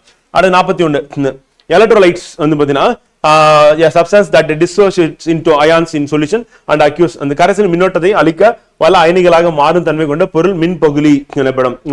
அப்ப மின்னோட்டத்தை அளிக்க வல்ல அயனிகள் தான் நம்ம மின்பகுளின்னு சொல்லுவோம். அது வந்து கரெக்ட். அடுத்து சோடியம், பொட்டாசியம், குளோரைடு, கால்சியம் மற்றும் பாஸ்பேட் ஆகிய மின்பகுளிக்கு எடுத்துக்காட்டாகும் அப்படின்னு பார்க்கணும். அதுவும் கரெக்ட். ஏன்னா உப்புகள் வந்து பாத்தீங்கன்னா மின்பகுளிகளா செயல்படும். ரெண்டுமே வந்து கரெக்ட் அப்படின்னு. சோ அப்ப ஸ்டேட்மெண்ட் ரெண்டும் கரெக்ட். அப்ப 1, 2 1 மற்றும் 2 சரி அப்படின்னு பார்க்கணும். அடுத்த கேள்வி 45 ஓரளவு குழு மின்னிடமானது ஏறக்குறைய எதுக்கு சமம் அப்படின்னு பார்க்கிறோம். இது நம்ம கிளாஸ்ல பார்த்ததுதான். 6.242 × 10⁻18 புரோட்டான்கள் அல்லது எலக்ட்ரான்களை கொண்டிருக்கும் அப்படின்னு அப்படியே நம்ம நோட் பண்ணிக்க வேண்டியதான். ஆன்சர் வந்து இதெல்லாம் ஃபேக்ட், அப்படியே ஞாபகம் வச்சுக்க வேண்டியதான். கேள்வி கேட்கவும் அப்படியே ஆன்சர் பண்ற மாதிரி பாத்துக்கணும். அதுக்கடுத்து கூற்று காரணம். அரிதிர் கடத்திகள் மின்னோட்டத்தை தன் வழியாக அனுமதிப்பதில்லை. அரிதிர் கடத்திகள் இன்சுலேட்டர்ஸ் அப்படின்னும் போது கண்டிப்பா வந்து அனுமதிக்காது. அது கரெக்ட். சோ அப்ப ஏ வந்து கரெக்ட். அரிதிர் கடத்திகள் கட்டுரா எலக்ட்ரான்கள் இருக்கும். வந்து கட்டுரா எலக்ட்ரான்கள் இருக்காது அப்படின்னு பாக்குறோம், அதனால கடத்த முடியாது. அப்ப ஆர் வந்து தவறு. அப்ப இது வந்து தவறு. ஸோ ஆன்சர் என்ன அப்படின்னா சி, ஏ வந்து சரி ஆனால் ஆறு வந்து தவறு அப்படின்னு வந்து. ஸோ அப்போ ஃபர்ஸ்ட் பாயிண்ட் வந்து கரெக்ட், ரெண்டாவது பாயிண்ட் வந்து தவறு. அப்ப கட்டுரா எலக்ட்ரான்கள் இருக்காது, இருந்ததுன்னா மின்சாரத்தை கடத்தும். அப்ப நகரக்கூடிய கட்டுரா எலக்ட்ரான்கள் அப்படின்றது இருந்தது அப்படின்னா கடத்தப்படும், இல்லைன்னா வந்து கடத்தப்படாது அப்படின்னு. அப்ப நகரக்கூடிய கட்டுரா எலக்ட்ரான்கள் அல்லது மின்னூட்ட கடத்திகள் இருக்க வேண்டும். வந்து ஒரு பொருள் மின்சாரத்தை கடத்த வேண்டுமானால் வந்து அறுதிர் கடத்தின்னு சொல்லியாச்சு, அப்ப மின்சாரத்தை கடத்தாது. அப்ப கடத்தாது அப்படின்னும் போது அதுல இருக்காது அப்படின்னு அர்த்தம். எவரை தண்டு உடனே கம்பளியால் தேய்க்கும் போது நம்ம கம்பளி பெற்றுக்கொள்ளும் மின்னூட்டம் அப்படி எழுதிக்கோங்க, பாசிட்டிவ் நேர் மின்னூட்டம் வந்து. அப்ப எபனைட் தண்டு இருக்கு, அதை எடுத்துட்டு போயிட்டு நம்ம வந்து சில்க்ல, இப்ப சில்க் இருக்கு, கிளாத் இருக்கு அப்படின்னா அந்த சில்க் கிளாத்ல போயிட்டு அதை வந்து உரசணும் அப்படின்னா நேர் மின்னூட்டம் பெறும் அந்த தண்டு அப்படிமுக்கிற வந்து. ஸோ ஆன்சர் வந்து பாசிட்டிவ். அதுக்கு அடுத்து அதுக்கான எக்ஸ்பிளனேஷன் கொடுத்துருக்கோம், அப்படியே படிச்சு பார்த்தோம் நீங்க. அடுத்து அதிகமான அளவு மின்னோட்டம் மின் சாதனங்கள் வழியாக பாயும்போது அவை பாதிக்கப்படாமல் இருக்கு, அவற்றோட என்ன பண்ணா நம்ம எதை வந்து ஆட் பண்ணுவோம் அப்படின்னா மின் உருகி அப்படிமுக்கிற வந்து. ஸோ அப்போ ஃபியூஸ் கேரியல் அப்படின்றத நம்ம வந்து இன்சர்ட் பண்ணுவோம் வந்து. இப்போ எம்சிபி மினியேச்சர் சர்க்யூட் பிரேக்கர் அப்படின்னு சொல்லிட்டு அந்த உடனே வந்து பார்த்தீங்கன்னா தடுக்கிறது அப்படின்றத நம்ம பயன்படுத்தணும். அப்போ அந்த மின் உருகி என்ன பண்ணணும், அதிகப்படியான வெப்பநிலை போகும்போது உருகி அதன் மூலியமா வந்து சாதனங்கள் வந்து பாதுகாக்கும் அப்படிமுக்கிறோம். கீழ்கண்ட நிலையில் எது தவறானது அப்படின்னு பார்க்கும். Human brain magnetic field 1 pico Tesla correct. மனித மூளையின் காந்த பாயாரத்தை நம்ம கிளாஸ்ல பார்த்தோம், 1 பிகோ டெஸ்லா கரெக்ட். விண்மீன் திறனின் காந்த பாயாரத்தின் 0.5 நானோ டெஸ்லா, அதுவும் கரெக்ட். சென்னையில் புவியின் காந்த பாய அடர்த்தி அப்படின்றது 32 வந்து பாத்தீங்கன்னா மைக்ரோ டெஸ்லா வந்து கொடுத்துருக்காங்க. ஸோ அது வந்து தவறுன்னு நினைக்கிறேன். 2 டெராபைட் அப்படின்றது இது கரெக்ட். எம்ஆர்ஐ ஸ்கேனர் வந்து பாத்தீங்கன்னா 2 டெஸ்லா வந்து அது கரெக்ட் அப்படின்னு பார்க்குறோம் வந்து. ஸோ இது வந்து பாத்தீங்கன்னா கரெக்ட் பார்த்துருமா 42. ஸோ அப்போ 42 மைக்ரோ டெஸ்லா அப்படின்றத வந்து சரி அப்படின்னு வந்து. ஸோ 2 டெஸ்லா அப்படின்றது வந்து பார்த்தீங்கன்னா நீங்கன்னா magnetic field of MRI scanner அப்படின்றது அது வந்து கரெக்ட் அப்படின்னு. ஸோ இப்போ ஆன்சர் என்ன அப்படின்னு பார்த்தீங்கன்னா ஃப்ரெண்ட் வந்து ஒரு பேர் மட்டும் தான் தவறா இருக்கு. அந்த ஒரு பேர் எது அப்படின்னு வந்து பார்த்தீங்கன்னா சென்னையில் புவி காந்த பாயாடுறது அப்படின்னு தவறா இருக்கு. இது நம்ம கிளாஸ்ல பார்த்ததா ஒரு டேபிளாவே நம்ம பார்த்தோம், ஞாபகம் இருக்கும்னு நினைக்கிறேன் உங்களுக்கு. ஸோ அதுக்கு அடுத்து வாட் இஸ் தட் காந்தப்புலம் ஒரு பகுதிக்குள் நுழைவதை தடுத்து நிறுத்தும் முறை வந்து காந்த காப்பிடல். காந்த காப்பிடல் வந்து பண்ணிருப்பாங்க. இப்போ ஹார்ட் இருக்கு அப்படின்னா காந்த காப்பிடல் அப்படின்னு பயன்படுத்திருப்பாங்க. ஏன்னா காந்தத்தை வந்து பயன்படுத்தி தான் ஸ்டோரேஜ் வந்து பண்ணுவாங்க பண்ணிருக்கிறோம். அதே மாதிரி நம்ம எம்ஆர்ஐ ஸ்கேனர் பண்ணக்கூடிய பகுதியில் காந்த காப்பிடல் அப்படின்னு பண்ணிருப்பாங்க. அடுத்து மின்காந்த தூண்டல், காந்தம் அல்லாத பொருள், மின்னியேற்றி, காந்த பொருள். காந்தம் அல்லாத பொருளை பார்த்தோன்னே தெரியுது மரம். அதே மாதிரி காந்த பொருள் அப்படின்னும் போது வந்து பாத்தீங்கன்னா நமக்கு இரும்பு வந்து சொல்லலாம். ஸோ அதுக்கு அடுத்து வந்து பாத்தீங்கன்னா மின்காந்த தூண்டல் அப்படின்னு நம்ம எடுத்துக்கும் போது வந்து ஃபாரடேவுடைய லா வந்து சொல்லலாம். அடுத்து மின்னியேற்றி அப்படின்றது வந்து பாத்தீங்கன்னா இண்டக்ஷன் வந்து சொல்லலாம். இந்த இடத்துல மாறுதா ஒரு நிமிஷம் காட்டுறேன், இண்டக்ஷன் வந்து சொல்லலாம். ஸோ ஆன்சர் வந்து பாத்தீங்கன்னா நமக்கு ஈஸியானதை வச்சு நம்ம மேட்ச் பண்ணி ஆரம்பிச்சோம்னா விட நம்ம ஆன்சர் கண்டுபிடிச்சலாம், பெரிய கஷ்டம் ஒன்று இருக்க போறதுல. ஸோ இப்போ 4 வந்து எதுனா காந்தம் இல்லாத பொருள் மரம் அப்படின்னு போட்டீங்கன்னா விட உங்களுக்கு ஆன்சர் வந்து டி அப்படின்னு வந்துடும். அதுக்கு அடுத்து கொஸ்டின் எக்ஸ்பிளேஷன் கொடுத்துருக்கோம் டீட்டெயிலா, நீங்க படிச்சு பாத்தீங்கன்னா புரியும் ஃப்ரெண்ட். உங்களுக்கு எது டவுட் இருக்கோ பார்த்துக்கலாம், எது தப்பு பண்ணீங்களா பார்த்துக்கலாம். 52 கேள்வி. கீழ்கண்ட எவற்றில் மின்மாற்றி வேலை செய்கிறது. மின்மாற்றி எங்க வேலை செய்யும் அப்படின்னா டிரான்ஸ்ஃபார்மர் வந்து ஏசியில தான் ஒர்க் பண்ணும், ஆல்டர்னேட் கரண்ட்ல தான் ஒர்க் பண்ணும் அப்படி பார்க்கணும். ஸோ அதை ஞாபகம் வச்சுக்கணும். அப்போ ஏசி அப்படி பார்க்கணும். ஸ்டெப் அப் ஸ்டெப் டவுன் அப்படின்னு சொல்லிட்டு நம்ம வந்து டிரான்ஸ்ஃபார்மர் வந்து இருக்கும். ஸோ அதுல வந்து இன்க்ரீஸ் பண்றது டிக்ரீஸ் பண்றது ஆல்டர்னேட் வோல்டேஜ் அப்படின்னு பார்க்கணும். ஸோ அது வந்து டிரான்ஸ்ஃபார்மர்ல வந்து பண்ணக்கூடியது. அடுத்து மின்னோட்டத்தின் காந்த விலை முதல்ல சொன்னது யாருன்னா வயஸ்டேட்னு சொன்னார். இது நம்ம கிளாஸ்ல பார்த்ததுதான். அவரை பத்தி நம்ம இன்ஃபர்மேஷன் கொடுத்தோம் கிளாஸ்ல. காந்த ஒத்ததிர்வு பிம்பமாக்கல் மீ கடத்தும் வரிச்சொல் எதற்கு பயன்படுத்தப்படுகிறது அப்படின்னா வலுவான காந்த புலத்தை உருவாக்க அப்படின்னு. ஸோ எம்ஆர்ஐ அப்படின்றது வந்து அந்த சூப்பர் கண்டக்டிங் வைரஸ் யூஸ் அப்படின்னா காந்த புலத்தை வலுவான காந்த புலத்தை உருவாக்கி அதன் மூலியமா நம்ம உடல்ல வந்து பாத்தீங்கன்னா ஊடுருவி படம் எடுக்கிறது அப்படின்னு. ஸோ அதான் அந்த எம்ஆர்ஐ ஸ்கேனர்ல பண்ணக்கூடியது. ஸோ அதுக்கான டீட்டெயிலா வந்து பாத்தீங்கன்னா நம்ம எக்ஸ்பிளனேஷன் வந்து இங்க கொடுத்துருக்கோம், அப்படியே படிச்சுக்கலாம் ஃப்ரெண்ட். கீழ்காணம் ஒன்று நிலைத்த காந்தத்திற்கு எடுத்துக்காட்டாக இருக்கு. நிலைத்த காந்தம் அப்படின்னு எதுனா நியோடியம் அப்படிங்கிறோம். ஸோ அது வந்து நிலைத்த காந்தம் அப்படிங்கிறது. ஸோ காந்தத்தன்மை வந்து போகவே போகாது வந்து. ஸோ டீட்டெயிலாக எக்ஸ்பிளைன் கொடுத்துருக்கோம். நியோடியம்னா என்ன அப்படின்னு சொல்லிட்டு கொடுத்துருக்கோம். ஸோ அதே மாதிரி மின்காந்தம் அப்படின்னு எதை வச்சு நம்ம பண்ணுவோம் அப்படின்னு சொல்லி நம்ம கொடுத்துருக்கோம். தற்காலிக காந்தங்களா வந்து இருக்கும் அப்படின்னு. அடுத்த தேனி இரும்பு அப்படின்னும் போது வந்து காந்தமாக்கப்பட்டக்கூடியது, ஆனால் புற காந்த பலம் நீக்கப்பட்ட உடனே காந்தத்தன்மை இழந்துரும். மியூ உலகம் அப்படின்றது வந்து பாத்தீங்கன்னா குறைந்த காந்த நீக்குத்திறன் கொண்ட நிக்கல் இரும்பு உலோக கலவை நியோனியம் வந்து. மியூ உலகம் அப்படின்றது வந்து பாத்தீங்கன்னா அதிக ஊடுருவு தன்மை கொண்ட ஒரு நிக்கல் இரும்பு மென்மையான ஃபெர்ரோ காந்த கலவையா வந்து இது வந்து இருக்கு. ஸோ எக்ஸ்பிளனேஷன் கூட நீங்க நோட்ஸா கூட மாத்திட்டீங்க அப்படின்னா கரெக்டா இருக்கும் ஃப்ரெண்ட். அடுத்து கீழ்கண்ட இணையில் எது தவறானது. மேக்னடைட், கோபால்ட், பிஸ்மத் அப்படின்னு நம்ம கொடுத்துருக்கோம். இதுல எது வந்து தவறா வந்து இணைக்கப்பட்டுள்ளது அப்படின்றதான். ஸோ மேக்னடைட் அப்படின்றது வந்து பாத்தீங்கன்னா நமக்கு செயற்கை காந்தம் அப்படின்னு கொடுத்துருக்காங்க. ஸோ அதுதான் வந்து தவறானது. ஏன்னா மேக்னடைட் வந்து பாத்தீங்கன்னா இயற்கை காந்தம். ஸோ அது வந்து தப்பா கொடுத்துருக்கோம். நேச்சுரல் மேக்னெட் அப்படின்னு நம்ம ஏற்கனவே புக்ல நம்ம கொடுத்துருந்தோம். ஸோ அதுதான் அதுக்கான ஆன்சர் அப்படின்னு பார்க்குறோம். வந்து எக்ஸ்பிளனேஷன் பார்ப்போம். மேக்னடைட் அப்படின்றது இயற்கையிலேயே கவரக்கூடிய ஒரு இரும்பு ஆக்சைடு இயற்கை காந்தம் என்று அழைக்கப்படுகிறது அப்படிங்கிறோம். ஸோ அதனால அது இம்பார்ட்டன்ட். மனித ஆய்வுகள் தொழிற்சாலையில் உருவாக்கப்படும் காந்தங்கள் செயற்கை காந்தம். எடுத்துக்காட்டு சட்ட காந்தம், குதிரை லாட காந்தம், சட்ட இதெல்லாம் வந்து இயற்கை செயற்கை உருவாக்கும். கோபால்ட் வந்து ஃபெரோ காந்த பொருள் அப்படின்னு பார்க்கலாம். ஸோ அது கரெக்ட். அது புற காந்த புலத்தால் மிக வலிமையாக கவரப்பட்டு காந்த புலத்தின் திசையிலே காந்தமாக்கப்படும் பொருட்கள் ஃபெரோ காந்த பொருட்கள் எனப்படுகின்றன. எது ஃபெரோ காந்தம்? அதுக்கான எக்ஸ்பிளனேஷன் கொடுத்தாச்சு. இரும்பு, நிக்கல், கோபால் மற்றும் அவற்றின் உலோக கலவையில் ஃபெரோ காந்த பொருட்களுக்கு முதன்மை உதாரணமாக குறிப்பிடப்படுகின்றன. பிஸ்மத் வந்து டயகாந்த பொருள் அப்படின்னு பார்க்கிறோம். புற காந்த புலத்தால் பலவீனமாக விரட்டப்படும் மற்றும் காந்த புலத்திற்கு எதிர் திசையில் காந்தமாக்கப்படும் பொருட்கள் டயகாந்த பொருட்கள் அப்படின்னு பார்க்கிறோம். இது பிஸ்மத், தாமிரம், பாதரசம், தங்கம் மற்றும் நீர் ஆகியவை டயகாந்த பொருட்களுக்கு சிறந்த எடுத்துக்காட்டுகளாக இருக்கு அப்படின்னு பார்க்கிறோம். அதுக்கு அடுத்து காற்றில் வெற்றிடத்தில் ஒளியின் திசை வேகம்னா 3 × 10⁸ மீட்டர்/செகண்ட். அது உங்களுக்கு தெரியும். நம்ம ஏற்கனவே வந்து கிளாஸ்ல வந்து பார்த்ததுதான். ஒளி அப்படின்னு பார்க்கும்போது லைட் வந்து பேஸ் பண்ண கொஸ்டின். நம்ம ஃபர்ஸ்ட் நேச்சர் ஆஃப் யூனிவர்ஸ்லயும் பார்த்திருப்போம். மின்காந்த அலைகள் ஒன்று தான் என்ன அப்படின்னா வந்து இந்த ஒளி அப்படி பார்க்கிறோம். மின்காந்த அலைகள் அப்படின்னு பார்க்கும்போது மொத்தம் நமக்கு எத்தனை இருக்குன்னு 7 இருக்கும். அதுல வந்து எக்ஸ் கதிர், புறஊதா கதிர்கள், அகச்சிவப்பு கதிர்கள், யூவி கதிர்கள், லைட்டு, அப்புறம் மைக்ரோவேவ்ஸ் அண்ட் ரேடியோ வேவ்ஸ் அப்படின்னு சொல்லி பார்க்கிறோம். இன்ஃப்ராரெட் விசிபிலிட்டி இது எல்லாமே வந்து பாத்தீங்கன்னா நம்ம இதுல பார்ப்போம்னா மின்காந்த அலைகள் அப்படின்னு பார்க்கிறோம். அடுத்து ஒளி எப்போது நேர்கோட்டில் செல்கிறது அப்படின்னு பார்க்கிறோம். கீழ்கண்டு ஒளியின் பண்புகள் தவறான கூற்றியது அப்படின்றத நமக்கு வந்து கேள்வி வந்து கேட்டிருக்காங்க. தவறான கூற்று. ஒளியானது வந்து அதனுடைய பண்பு வந்து நேர்கோட்டில் செல்லும். அது கரெக்ட். வந்து அலை வடிவத்தில் இருக்கும், நேர்கோட்டிலையும் போகும். வந்து ஒளியானது இருவேறு ஊடகங்களின் இடைமுகப்பை அடையும் போது அது பகுதியளவு எதிரொலிக்கும், பகுதியளவு விலகல் அடையும். நம்ம ரெண்டுமே பார்த்தோம். இப்போ ஒளி வந்து ஒரு கண்ணாடியில வந்து படுது அப்படின்னா வந்து எதிரொலிக்கும் செய்யும், அதே நேரத்தில் அதுல விலகல் அடைந்து அது வந்து போகும். வந்து ரெண்டுமே ஒளியோட பண்பா வந்து இருக்கும் அப்படிங்கிறோம். ஒளி பரவுவதற்கு ஊடகம் தேவையில்லை. கரெக்ட். வெற்றிடத்துல என போதுல ஆனா தேவையில்லை. கண்ணூர் ஒளியில் ஊதா நிறம் அதிக அலைநீளம் கொண்டது. தவறு. வந்து கண்ணூர் ஒளியில் ஊதா நிறம் என்னது? குறைந்த அலைநீளம். சிவப்பு நிறம் அதிக அலைநீளம். அதனால வந்து நமக்கு 4 மட்டும் தான் தவறு, மற்ற எல்லாமே சரி அப்படின்னு பார்க்கிறோம். நம்ம கீழே விரிவான விளக்கம் நம்ம புத்தகத்துல இருந்து எடுத்து அப்படியே போட்டிருக்கோம். அது படிச்சீங்கன்னா இன்னும் உங்களுக்கு தெளிவா வந்து புரிஞ்சிடும். ஸோ ஆன்சர் அந்த சிம்பிளான ஒரு எக்ஸ்பிளனேஷன் அப்படின்னு நான் கொடுத்துறேன். வெள்ளொலியை ஒரு கண்ணாடி முப்பட்டத்தின் வழியாக செலுத்தி வெளிவரும் ஒளிக்கதிரில் உற்று நோக்கும் போது என்ன நிகழ்கிறது? அப்ப நம்ம வெளிவெளி அனுப்பணும்னா அது வந்து 7 நிறங்களா வந்து பாத்தீங்கன்னா அது நிறப்பிரிகை அடையாளம், அது நிறப்பிரிகையா வந்து போகும். அதான் வந்து நிறப்பிரிகை அப்படின்னு பாக்குறோம். சோ அப்ப ஆன்சர் வந்து சி அப்படின்னு பாக்குறோம். நிறப்பிரிகை அடைதல் முப்பட்டகம் வழியாக பிரிசம் வழியாக போச்சு அப்படின்னா வந்து சோ கீழே டீட்டெயிலா வந்து கொடுத்துருக்கோம். நிறப்பிரிகைனா என்ன அப்படின்னு சொல்லி கொடுத்துருக்கோம். அறிவியல் காரணத்தை பத்தி டீட்டெயிலா கொடுத்துருக்கோம். அடுத்து 60வது கேள்வி. பிம்பத்தின் உயரத்துக்கும் பொருளின் உயரத்துக்கும் இடையே உள்ள தகவு எவ்வாறு அழைக்கப்படுகிறது? உருப்பெருக்கம் அப்படின்னு பார்த்தோம். நம்ம இது ஏற்கனவே வந்து நம்ம கிளாஸ்ல பார்த்ததுதான். வந்து பிம்பம் அப்படின்றது வந்து பாத்தீங்கன்னா பொருள் அப்படின்றது சிறியதா இருக்கும், பிம்பம் பெருசா இருக்கும். அப்ப பிம்பமை பொருள் அப்படின்னு நம்ம போடுற மாதிரி இருக்கும் அப்படின்னு சொல்லிட்டு நம்ம அந்த ஃபார்முலா அந்த ஈக்குவேஷன் கூட நம்ம சொல்லியிருந்தோம் கிளாஸ்ல. ஞாபகம் இருக்கும்னு நினைக்கிறேன் உங்களுக்கு. அடுத்து இரு குவிய லென்ஸ்கள் டேஷ் சரி செய்யப்படும்னா நமக்கு 2 குவிய லென்ஸ்கள் வந்து நம்ம பயன்படுத்தும். இரு குவிய லென்ஸ்கள் வந்து 2 பக்கம் இருக்கு. அது வந்து எதுக்கு பயன்படுத்தும்னா விழி ஏற்பமைவு திறன் குறைபாட்டுக்கு நம்ம பயன்படுத்துறோம். அந்த இருபுற குவிய லென்ஸ்கள் அப்படின்னும் போது பைஃபோக்கல் லென்ஸ் அப்படின்னும் போது நம்ம மேல வந்து என்ன லென்ஸ் வந்து பயன்படுத்தும் அப்படின்னு வந்து பாத்தீங்கன்னா நம்ம குழியாடி வந்து பயன்படுத்தும், கீழே வந்து குவி லென்ஸ் வந்து பயன்படுத்தும். அதான் வந்து பாத்தீங்கன்னா நமக்கு பைஃபோக்கல் லென்ஸ் அப்படின்னு நம்ம சொல்லுவோம். அப்ப ரெண்டுமே வந்து பிரச்சனை இருக்கும். ஒரு பக்கம் மயோபியா அப்படின்ற ஒரு ப்ராப்ளமும் உங்களுக்கு இருக்கும். சோ மயோபியானா ஷார்ட் சைட்னஸ் அப்படின்னு பார்க்கணும்.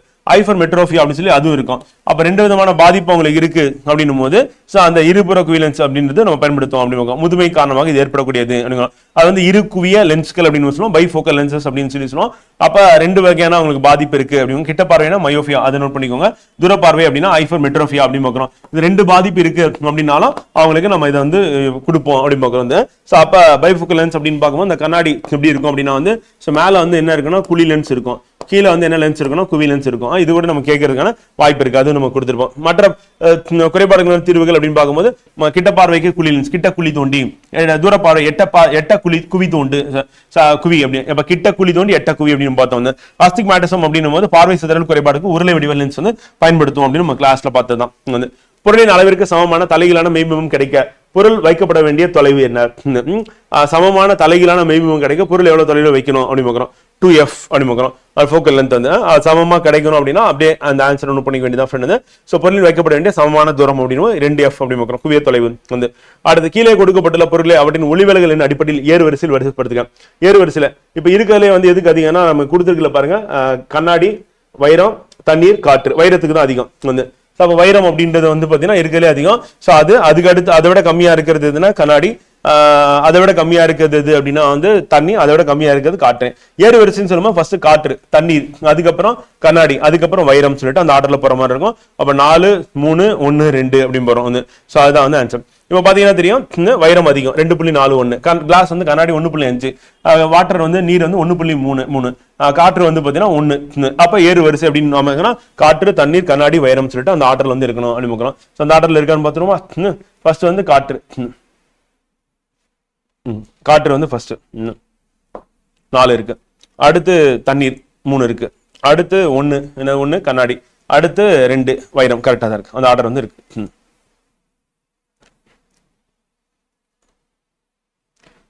அடுத்து 64. ஒரு ஊடகத்திலிருந்து மற்றொரு ஊடகத்துக்கு ஒளி செல்லும் போது ஒளி விலகல் ஏற்படுகிறது. கரெக்ட். வந்து ஒரு ஊடகத்தில் இன்னொரு ஊடகத்துக்கு போனாவே கண்டிப்பா ஊடகம் மாறுச்சுன்னா ஒளி விலகல் அடையும். வந்து மாறுபட்ட அடர்த்தி உள்ள ஊடகம் மற்றும் ஒளியின் திசைவேகத்தில் ஏற்படும் மாற்றம் ஒளி விலக்கு காரணமாகும் அப்படின்னு வந்து. ஸோ அதுவும் கரெக்ட், சரியான விளக்கம் கூட. மாறுபட்ட அடர்த்தினா இப்ப காற்றுல இருக்கு, அது வந்து தண்ணிக்குள்ள போகுது, அந்த காற்றுல இருந்து கண்ணாடிக்கு போகுது அப்படின்னும் போது மாறுபட்ட ஊடகம் அடர்த்தி மாறுபடுது. ஸோ அதனால ஒளியின் திசைவேகத்துல மாறுபாடு ஏற்படும். வெற்றிடத்துல அதிவேகத்துல போகும், காற்றுல கொஞ்சம் வேகம் குறையும், தண்ணியில இன்னும் கொஞ்சம் வேகம் குறையும், கண்ணாடியில இன்னும் கொஞ்சம் வேகம் குறையும். அப்ப அடர்த்தி அதிகமாக அதனுடைய வேகம் வந்து குறையுது, திசைவேகம் குறையுது. ஆனா ஒளி விலகல் என்ன அதிகரிக்கும்? திசைவேகம் ஒளி விலகல் எது தகவல் இருக்கும் அப்படின்னு சொல்லிட்டு நம்ம கிளாஸ்ல வந்து பார்த்தோம், ஞாபகம் இருக்கும்னு நினைக்கிறேன். அடுத்து அத விளக்கம் கொடுத்திருக்கோம் வந்து. 65. பின்வரும் வாக்கியங்களை கவனி. 20 ஹெர்ட்ஸுக்கு கீழ் உள்ள அதிர்வெண் கொண்ட ஒளி மற்றும் 20 ஹெர்ட்ஸுக்கு அதிகமான அதிர்வெண் கொண்ட ஒளியை செவியால் கேட்டுணர முடியாது. கரெக்ட். 20 ஹெர்ட்ஸுக்கு கீழே போனா குற்றொலி, 20 ஹெர்ட்ஸுக்கு மேல போனா மின்னொலி, அப்படி கேட்க முடியாது அப்படிமுக்கிறோம். அடுத்து 20,000 ஹெர்ட்ஸுக்கு அதிகமான அதிர்வெண் கொண்ட ஒளி மியொலி அப்படிமுக்கிறோம். அது வந்து கரெக்ட். நாய்கள் வந்து 20,000 ஹெர்ட்ஸுக்கு அதிகமான அதிர்வெண் கொண்ட மியொலியை கேட்கும் திறன் பெற்றது அப்படிமுக்கிறோம். அதுவும் கரெக்ட். அப்ப அனைத்தும் சரி அப்படிமுக்கிறோம். அடுத்து கீழே நம்ம எக்ஸ்பிளனேஷன் புக்ல இருக்கிறத எடுத்து அப்படியே நம்ம போட்டிருக்கோம் ஃப்ரெண்ட்ஸ், சரியா விளக்கம் அப்படின்னு போட்டிருக்கோம், பாத்துக்கலாம் நீங்க. அடுத்து 66. யானை, மனிதன், பசு வந்து முயல் மேட்ச் த ஃபாலோயிங்ல கொடுத்துருக்கேன் வந்து. இல்ல நமக்கு நல்லா தெரிஞ்சது அப்படின்னா மனிதன் கண்டிப்பா தெரியும், 20 to 20,000 ஹெர்ட்ஸ் அப்படிமுக்கிறோம். ஸோ அப்ப 2க்கு 1 அப்படிமுக்கிறோம். ஸோ 2க்கு 1 அப்படின்னு போட்டா அதுவே நமக்கு ஆன்சர் வந்துருச்சு. அப்ப சி போட்டு போயிடலாம். மற்றதும் படிக்கணும்னு சொல்லியிருக்கேன். இம்பார்ட்டன் என்ன, முயல் ஆல்ரெடி நம்ம குரூப் 4 எக்ஸாம்ல கேட்டிருக்கேன். ஸோ அதனால இம்பார்ட்டன்ட். நம்ம புக்ல இருக்க விளக்கம் அப்படியே மொத்தமா போட்டு கொடுத்துருக்கோம். ஒளியின் சுருதி அதிர்வெண்களின் அதிர்வெண்ணை சார்ந்தது வந்து. ஒளியின் சுருதி அதிர்வுகளின் அதிர்வெண்ணை சார்ந்தது. அதிர்வெண்ணும் கம்மியின் தடிமன் அதிகரித்தால் அதன் சுருதி அதிகரிக்கும். இது வந்து தவறு. 2வது ஸ்டேட்மெண்ட் வந்து தவறு.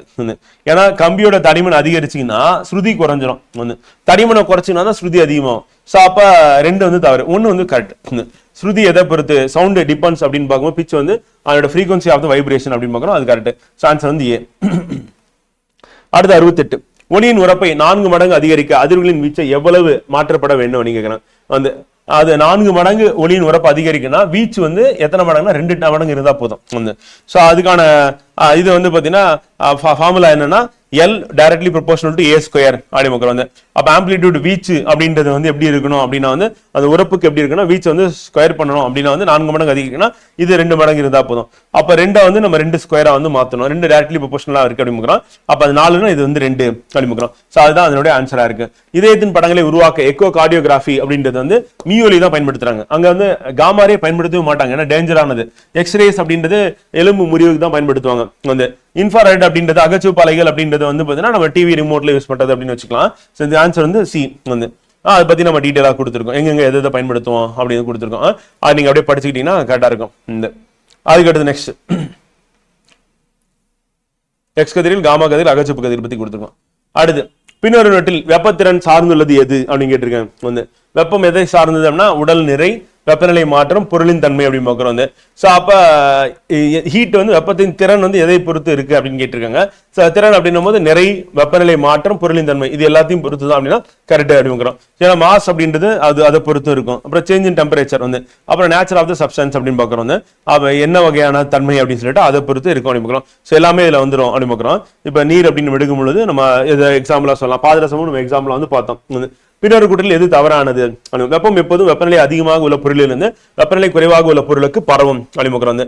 வெப்பநிலை அதிகமா இருக்கிற பொருள் வந்து குறைவாக உள்ள பொருளுக்கு பரவுமா அப்படின்னா கண்டிப்பா பரவும். ஸோ இது வந்து பாத்தீங்கன்னா தவறானது எது அப்படின்னு கேட்டிருக்காங்க வந்து. ஸோ இன்கரெக்ட் ஸ்டேட்மெண்ட் எது அப்படின்றத நம்ம கேட்டிருக்காங்க வந்து. 2, 3 வந்து இன்கரெக்டா இருக்கு. ஒரு பொருளை வெப்பப்படுத்தும் போது அல்லது குளிர் வைக்கும் போது பொருளின் நிறையில் மாற்றம் ஏற்படும். நிறையில எப்பவுமே மாற்றம் ஏற்படாது வந்து, அது வந்து தவறு வந்து. சோ அப்ப அதனால இன்கரெக்ட். எந்த ஒரு வெப்பம் பரிமாற்றம் குளிர்ச்சியான பொருளால் ஏற்கப்பட்ட வெப்பம் சூடான பொருளால் இழக்கப்பட்ட வெப்பத்திற்கு சமமா இருக்கும். அப்ப குளிர்ச்சியான பொருளால் ஏற்கப்பட்ட வெப்பம் சூடான பொருள் இழக்கப்பட்ட வெப்பம் சமமா இருக்கும், ஆனா இங்க இருக்காதுன்னு சொல்லிட்டாங்க. அதனால இதுவும் தவறாயிருச்சு. அப்ப நமக்கு ஆன்சர் என்ன, 2, 3 வந்து தவறு, இன்கரெக்ட் அப்படின்னு பார்க்கிறோம். அதுக்கு அடுத்து நம்ம எக்ஸ்பிளனேஷன் டீடைலா கொடுத்துருக்கோம், புக்ல இருக்கதான். பாயில் விதி, சார்லஸ் விதி, அழுத்த விதி, நல்லியல்பு வாயு விதி. நல்லியல்பு வாயு விதினா உங்களுக்கு தெரியும், PV = NRT. பாயில் விதி அப்படின்னும் டெம்பரேச்சர் வராது, அது கான்ஸ்டன்டா இருக்கும். அப்ப P ப்ரொபோர்ஷனல் 1/V நம்ம சொல்லுவோம். அப்ப V இந்த பக்கம் வந்தா PV மாறிலி அப்படின்னு பார்க்கணும். அப்போ 1:4 வந்து. சார்லஸ் விதி அப்படின்னும் போது நம்ம என்ன சொல்றோம்னா, அது வந்து சார்லஸ் அப்படின்னும் போது பிரஷர் வந்து கான்ஸ்டன்டா இருக்கும் அப்படின்னு பார்ப்போம். அப்ப இந்த இடத்துல பருமனுக்கும் கன அளவுக்கும் வெப்பத்துக்கும் தான் அவற்றை பார்க்க போறோம். அப்ப ரெண்டுமே வந்து நேர்விதத்துல இருக்கும். அப்ப V/T = கான்ஸ்டன்ட் அப்படின்னு பார்க்கிறோம். அப்ப 1 நல்லியல்பு வாயு சமன்பாடு அப்படின்னு ஏற்கனவே பார்த்தாச்சு. சார்லஸ் விதி அப்படின்னும் போது வந்து பாத்தீங்கன்னா நமக்கு என்ன கான்ஸ்டன்டா இருக்கு, சரி மாத்தி மார்க் பண்ணிட்டேன். இதுதான் சார்லஸ் விதிக்கு தான் வந்து பாத்தீங்கன்னா நம்ம இது வரும்.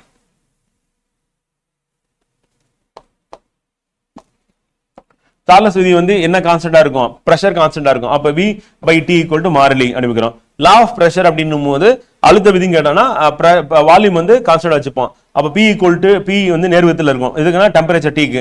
அப்ப P/T = மாறிலி அப்படி பார்க்கிறோம். சோ ஆன்சர் என்ன அப்படின்னு பாத்தீங்கன்னா ஃப்ரெண்ட் வந்து 4, 1, 2, 3 அப்படி பார்க்கிறோம். இது நம்ம கிளாஸ்ல பார்த்து தான், வெரி சிம்பிள் தான், ஈஸியா அப்படி ஞாபகம் வச்சுக்கிறது நான் உங்களுக்கு சொல்லி கொடுத்துருக்கேன். அதை பேஸ் பண்ணி நீங்க அப்படியே ஆன்சர் பண்ணிருப்பீங்க இந்த கொஸ்டினுக்கும்.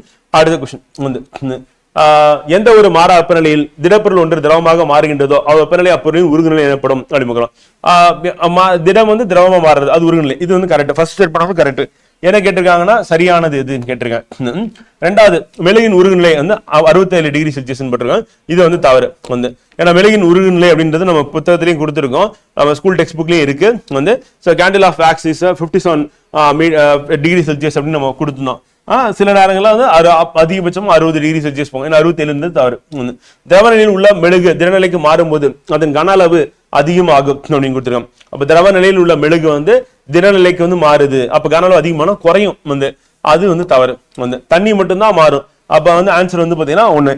மற்ற அனைத்து திரவ பொருட்களும் திடநிலைக்கு மாறும்போது அதனுடைய கன அளவு குறையும், ஆனா நீர் மட்டும் அதிகரிக்கும் 10% அப்படி பார்க்கணும். ஆனா நீருக்கு வித்தியாசமான பண்பு அப்படி பார்க்கணும் மற்றதை காட்டில. அதுக்கு அடுத்து எக்ஸ்பிளனேஷன் கொடுத்துருக்காங்க, அப்படியே பார்த்துக்க வேண்டியதான்.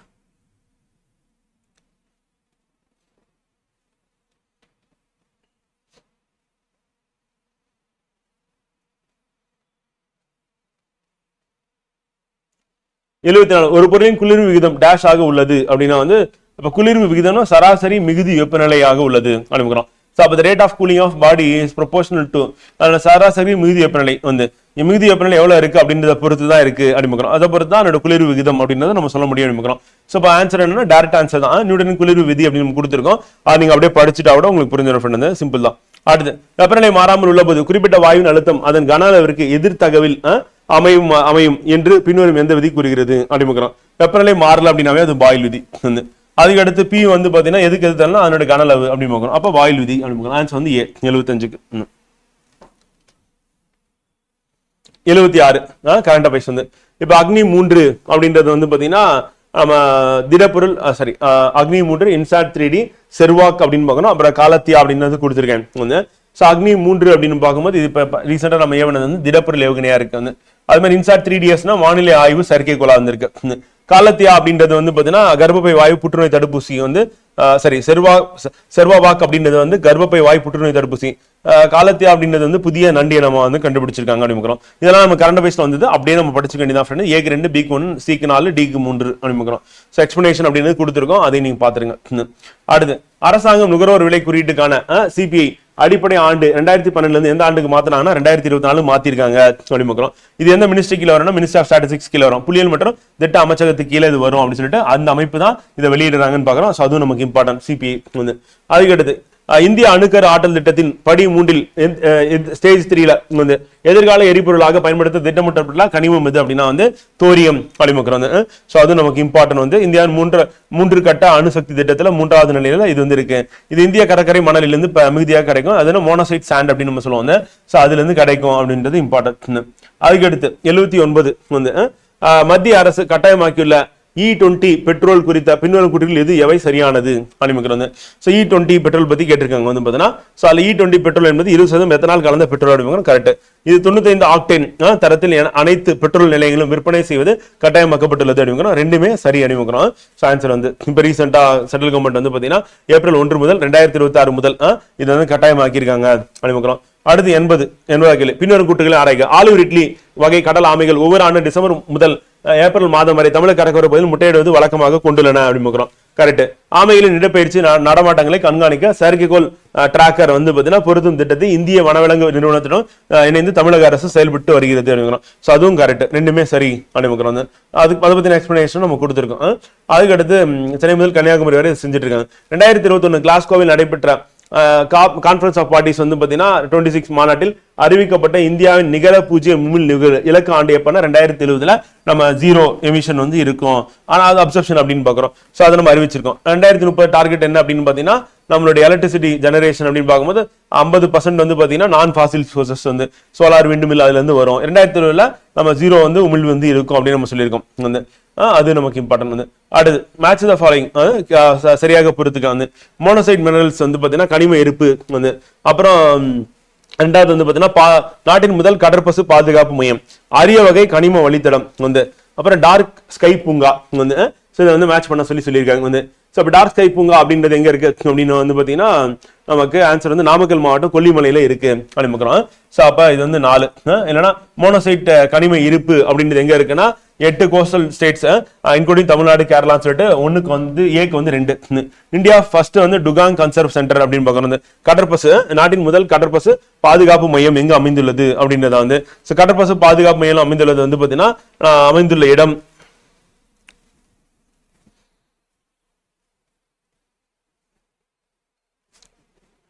தஞ்சாவூர்ல மனோரா அப்படின்ற பிளேஸ்ல வந்து அமைஞ்சுள்ளது அப்படின்னு. தஞ்சாவூர்ல டெடிகேட்டட் ரேர் எர்த் காரிடார்ஸ் அப்படின்னு சொல்லிட்டு அரிய வகை கனிம வழித்தடம் அப்படின்றது எங்க கண்டறிஞ்சிருக்காங்க அப்படின்னா 4 ஸ்டேட். இன்னொன்னு Odisha, Andhra Pradesh, Kerala, Tamil Nadu. First dark sky park அப்படின்றது எங்க இருக்கு அப்படின்னா வந்து மேல பார்த்தோம் வந்து பாத்தீங்கன்னா நம்ம அமைந்துள்ள இடம் வந்து நாமக்கல் மாவட்டம் கொல்லிமலையில அமைந்திருக்கு அப்படின்னு. ஸோ இதுல வந்து பாத்தீங்கன்னா நமக்கு மோனோசைட் ஸ்டாண்ட் அப்படின்றத பத்தி நம்ம ஏற்கனவே வந்து பார்த்தோம். 8 கோஸ்டல் ஸ்டேட் அப்படின்றது. அது மாதிரி டுகாங் அப்படின்றது வந்து பாத்தீங்கன்னா மொனரா தஞ்சாவூர்ல நம்ம கடற்கரை பகுதி இருக்கு. ஸோ அந்த பகுதியில் செட்டப் பண்ண இருக்கிறாங்க அப்படி பார்க்குறோம். மேப் எடுத்து பாத்தீங்கன்னா தெரியும் 14 கோஸ்டல் டிஸ்ட்ரிக்ட்ஸ்ல வந்து தஞ்சாவூர் 1 அப்படி பார்க்குறோம். ஸோ அதுக்கு அடுத்து ஒவ்வொரு ஆண்டும் பிப்ரவரி 28 அன்று கொண்டாடப்படும் தேசிய அறிவியல் நாள் நேஷனல் சயின்ஸ் டே 2026 குறித்த பின்னோட்டு கூட்டத்தில் எது தவறானது அப்படின்னு கேட்டிருக்காங்க. கூட்டத்தில் தவறானது சரியான தவறானது அப்படின்னு பார்க்கணும். ஃபர்ஸ்ட் 3மே சரி. சர் சி வி ராமன் அவர்கள் பிறந்த தினத்தை சிறப்பிக்கும் வகையில சொல்லியிருக்காங்க. அது வந்து தவறு. ஏன்னா அவர்கள் ராமன் விளைவை கண்டறிந்ததை நினைவு கூறும் வகையில் தினம் கொண்டாடப்படுகிறது அப்படின்னு. ஸோ அதனால ஆன்சர் வந்து பாத்தீங்கன்னா டி. மற்ற எல்லாமே சரி அப்படின்னு பார்க்குறோம். இந்த ஸ்டேட்மெண்ட் வந்து பாத்தீங்கன்னா ஏன் கரெக்ட் அப்படின்னா பிப்ரவரி 28 மார்க்ஸ் ராமன் எஃபெக்ட் அப்படின்னு பார்க்குறோம். இது 1927 அவர் கண்டுபிடிக்கிறார். ஸோ அது 2026 வந்து தீம் என்னன்னா women in science catalysing Viksit Bharat அப்படின்னு சொல்லிட்டு 2026 தீமா வந்து வச்சிருக்காங்க அப்படிங்கிறோம். அந்த பிப்ரவரி 28 அந்த டேட் அனௌன்ஸ் பண்ணது. அடுத்து 84வது கேள்வி. இந்திய அரசாங்கத்தின் தேசிய செமிகண்டக்டர் இயக்கம் 2.0 இத்திட்டத்தின் முதன்மை குறிக்கோள் என்ன அப்படின்றது கேட்டிருக்காங்க. மின்னணு குறைக்கடத்திகள் உற்பத்தியில் உலகளாவிய விநியோக சங்கிலி இந்தியாவை ஒரு முக்கிய மையமாக மாற்றுதல் அப்படின்னு தான் அதனுடைய நோக்கமா இருக்கு. வந்து செமிகண்டக்டர் சொல்லிட்டாங்க. அப்ப 5Gக்கு சம்பந்தம் இருக்க போறதுல பொதுத்துறை வங்கி சம்பந்தம் இருக்க போறல கிரிப்டோ கரன்சி சம்பந்தம் கிடையாது. அப்ப அதை வச்சு நம்ம ஈஸியா ஆன்சர் பண்ணிடலாம். வந்து தற்போதைய 16வது நிதி ஆணையத்தின் தலைவராக யாருக்குன்னா அரவிந்த் பனகாரியா அப்படின்னு. இது நிதி ஆயோக்கின் துணைத் தலைவராக இவர் இருந்தவர் அப்படின்னு நமக்கு ஆல்ரெடி தெரியும். அதுக்கடுத்து 48 மேக்ஸ். இதுக்கப்புறம் நம்ம பார்க்க போறது வந்து பாத்தீங்கன்னா ஃபுல்லா மேக்ஸ் வந்து பார்ப்பாங்க. ஸோ 48% ஈக்குவல் டு Z இன் 64% எனில் Z இன் மதிப்பு என்ன அப்படின்னு கேட்டிருக்காங்க. வந்து இப்ப 48 48% அப்படின்னு நம்ம போட்டுருவோம். வந்து அடுத்து வந்து பாத்தீங்கன்னா Z இன் 64% கேட்டிருக்காங்க. அப்ப 64 into Z அப்படின்னு நம்ம போட்டுற வேண்டியதான். போட்டுட்டு இதுக்கான வேல்யூ என்னன்னா 48 அங்க 64 இருக்கு. வந்து ஸோ அது ரெண்டும் மேல இருக்கு. 64 கீழே கொண்டு வந்துட்டோம் அப்படின்னா வந்து இப்ப நம்ம கேன்சல் பண்ணணும். வந்து அப்படி நம்ம கேன்சல் பண்ணா இப்ப இப்ப வந்து அதாவது 8 64 அப்படின்னு நமக்கு வரும். வந்து மேல வந்து நமக்கு 8 5 40 8 6 48 வரும். அப்ப இங்க மேல வந்து 6 வரும். கீழே வந்து பாத்தீங்கன்னா 8 8 64 அப்படின்னு வந்துடும். திருப்பியும் நம்ம 8ஆல் அடிச்சோம் அப்படின்னா வந்து நமக்கு என்ன கிடைக்கும் அப்படின்னா 8ஆல் அடிச்சுன்னா 8 6 48 வரும். 6 6 36 அப்படின்னு சொல்லி நம்ம அப்படி போட்டலாம். அப்படியும் போடலாம். இல்ல 3 into 12 போட்டிருக்காங்க. அந்த மாதிரி போடலாம். ஒரு பள்ளியில் உள்ள மாணவர்கள் 1400 பேர். மாணவர்களில் 420 பேர் மாணவிகள் வந்து பள்ளியில் உள்ள மாணவர்களின் சதவீதம் காண்க வந்து. அப்போ ஒரு பள்ளியில் உள்ள 1400 மாணவர்களில் 420 பேர் மாணவிகள் சொல்லிட்டாங்க வந்து. அப்ப மாணவர்களின் சதவீதம் என்ன அப்படின்னு சொல்லி கேட்டிருக்காங்க வந்து. அப்ப நம்ம இதை போடும்போது 420 மாணவர்கள் தெரிஞ்சிருச்சு, மொத்தம் வந்து 1400 மாணவர்கள் தெரிஞ்சிருச்சு. அப்ப இது நம்ம 10th 12th மார்க் போடும்போது இப்படி தானே போடுவோம், இன்ட்டு 100 போடுவீங்க, போட்டு நீங்க கேன்சல் பண்ணணும். அப்படி கேன்சல் பண்ணும்போது உங்களுக்கு என்ன கிடைக்குது அப்படின்னு தான் பார்க்கணும். இந்த 2 சைபருக்கு இந்த 2 சைபர் அடிச்சிடலாமா, முடிஞ்சு போச்சு வந்து. இப்ப 420 டிவைட் பை 14 அப்படின்னு நமக்கு இருக்கு வந்து. இப்ப 420 பை 14 அப்படின்னு 14 அடிச்சிங்க அப்படின்னா எத்தனை வாட்டி போகும், 3 வாட்டி போட்டீங்கன்னா 42 வந்துடும். அப்ப 3 அப்புறம் என்ன சைபர் இருக்கு, அப்ப 30% அப்படிங்கிறோம். இது வந்து மாணவிகளோட சதவீதம். இப்ப கேள்வி என்ன அப்படின்னா மாணவர்களின் சதவீதம் என்ன அப்படின்னு கேட்டிருக்காங்க. அப்ப மாணவிகள் 30னா மாணவர்கள் எவ்வளவு, மீதி இருக்கிற 70%. அப்ப ஆன்சர் என்ன அப்படின்னா வந்து 70. நம்ம கண்டுபிடிச்சது மாணவிகளோட சதவீதம். ஏன்னா மாணவிகள் நம்பர் தான் நமக்கு தெரியும் மொத்த மாணவர்களின் எண்ணிக்கையில. ஒரு துணி சலவை செய்யப்படும் போது 0.9% சுருங்குகிறது எனில் இதனை பின்னத்தில் குறிப்பிடுக அப்படின்னு கேட்டிருக்காங்க வந்து. சோ அப்ப பின்னத்துல சொல்லும் பொழுது மொத்த துணி வந்து நமக்கு என்ன ஆகுது அப்படின்னா வந்து 100 வந்து. சோ அப்ப அந்த 100ல எது வந்து பாத்தீங்கன்னா நமக்கு வந்து சுருங்குது அப்படின்னா வந்து 0.5 வந்து. இப்ப 100ல 1 அப்படின்னும் போது நமக்கு என்ன ஆகுது அப்படின்னா வந்து அது வந்து 1%. அப்ப 0.5 அப்படின்னும் போது நமக்கு என்ன ஆகுது அப்படின்னா வந்து பாத்தீங்கன்னா 0.5% வந்து. சோ அதை பின்னத்துல சொல்லணும் அப்படின்னும் போது 0.5% அப்படின்றத நம்ம பின்னத்துல சொல்லணும் அப்படின்னும் போது நமக்கு என்ன வரும் அப்படின்னா வந்து இப்ப 0.5 போட்டுரும். அப்ப டிவைடட் பை நமக்கு என்ன ஆகணும் 100. அப்ப இதை நம்ம கேன்சல் பண்ணணும் அப்படின்னும் போது மேல வந்து ரவுண்ட் ஆஃப் நம்பர் கொண்டு வரணும். அப்படி கொண்டு வரும்போது 5 போட்டா கீழே வந்து மேலையும் 10 பெருக்கணும், கீழையும் 10 பெருக்கணும் அர்த்தம். அப்பதான் 5 ஆகும், இது வந்து 1000 ஆகும். இப்ப இந்த 5/1000 அப்படின்னும் போது நம்ம கேன்சல் பண்ணலாமா, 5ல 5ஓட எதை பெருக்கணும் 1000 வரும்னா 200 பெருக்கணும் வரும். அப்போ 1/200 அப்படின்றதான் அதுக்கான விடையா வந்து இருக்க போகுது சொல்லிக்கிறோம். ஆன்சர் வந்து டி 88க்கு. அடுத்து 89.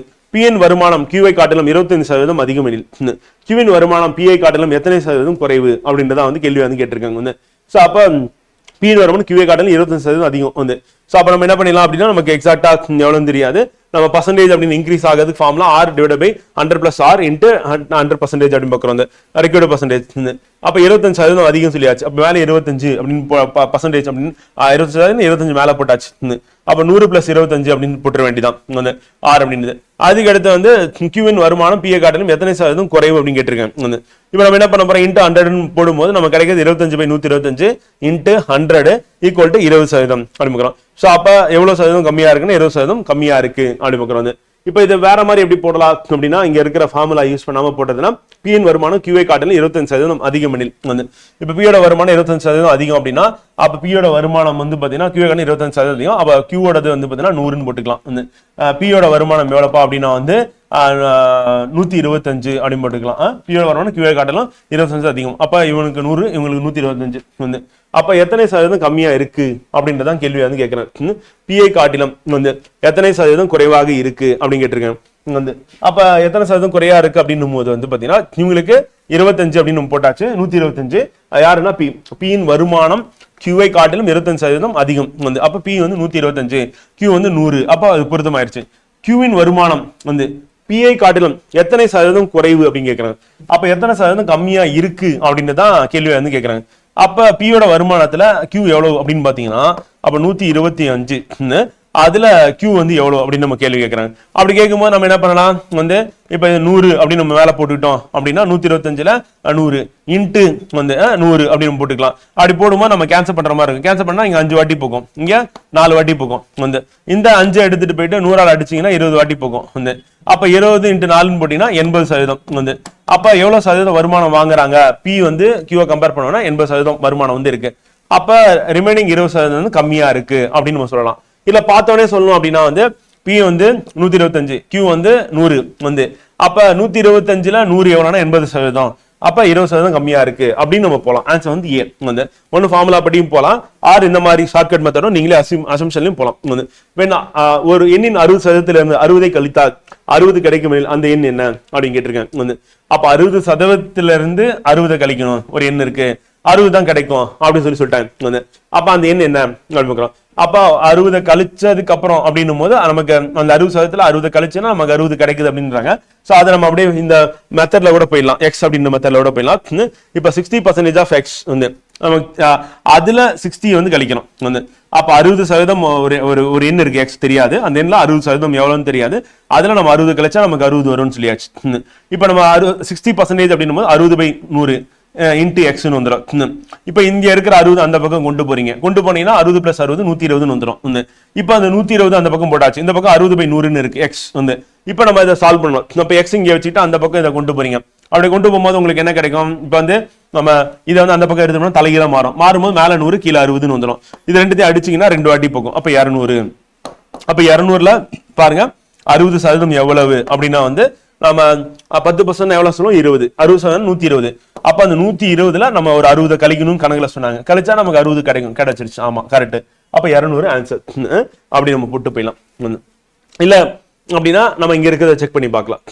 இப்ப சிம்பிளா 100 எடுத்துப்போம். 100ல 60% அப்படின்னா அது 60 தான் வரும். அந்த 60ல 60 கழிச்சா 0 ஆயிடும், 60 கிடைக்காது. அப்ப 100 வரல, அப்ப 100 விட அதிகமா இருக்கிற என்ன வரும்? 150 அப்படின்னு எடுத்துட்டா கொஞ்சம் கஷ்டமா இருக்கும், 200 போயிடலாம். அப்ப 200ல 60% எவ்வளவு அப்படின்னா 120.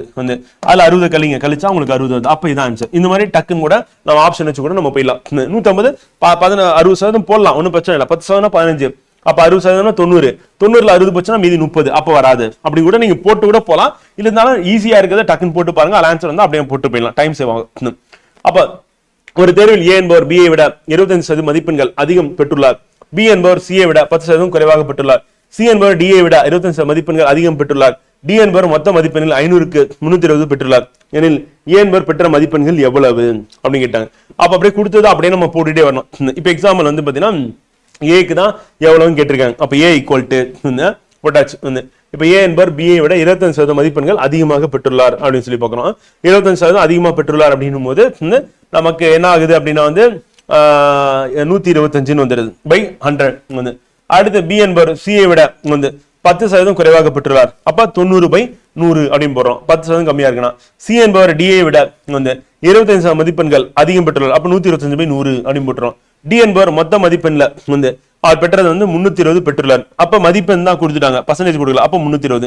சோ அப்ப மொத்தமா போட்டு நம்ம மல்டிபிள் பண்ணும்போது நம்ம கிடைக்கிற அந்த வேல்யூ தான் என்னன்னா ஏவோட மதிப்பு அப்படி பார்க்கிறோம். இது லாஜிக்கா நம்ம போட முடியுதா அப்படின்ற மாதிரி கூட நம்ம பிளான் பண்ணலாம்.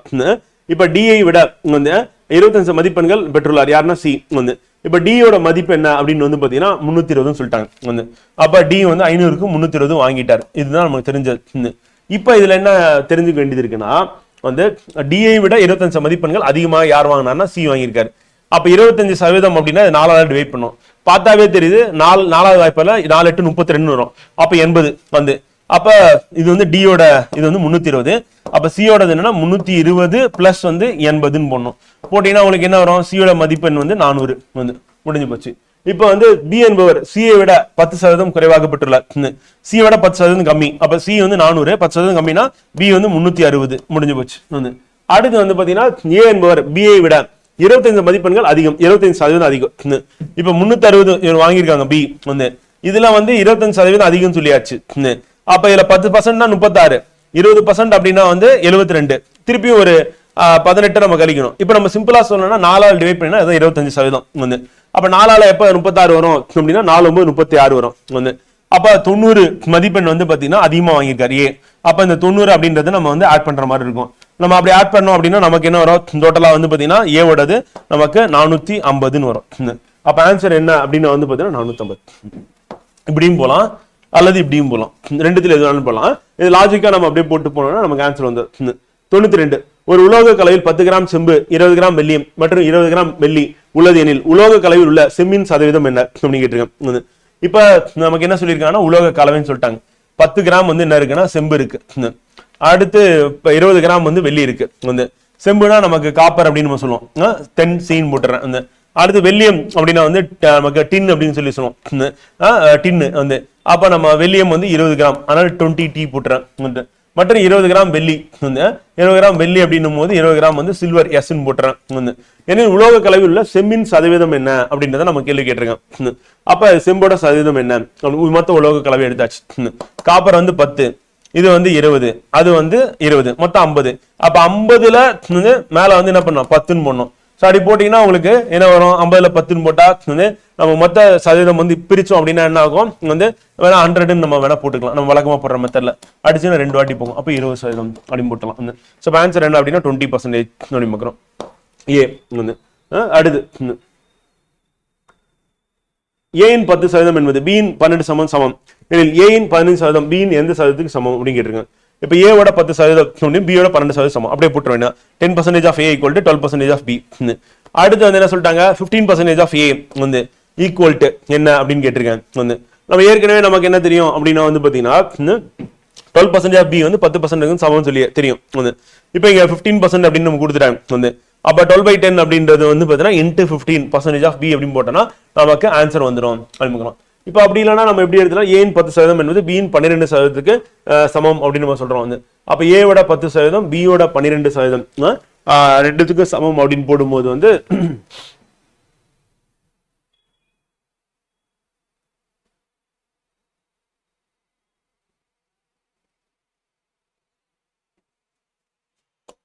இப்போ பி வந்து 100ன்னு வச்சுப்போம் ஃப்ரெண்ட். வந்து அதனுடைய 12% அப்படின்னா 12 ரூபாய் அப்படின்னு வரும்.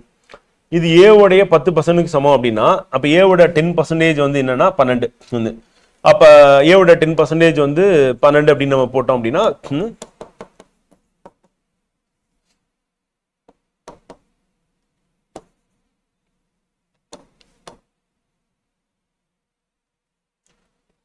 அப்ப பி வந்து 100 அதுல 12%, ஏ வந்து 120 அதுல 10%, அவ்வளவுதான்.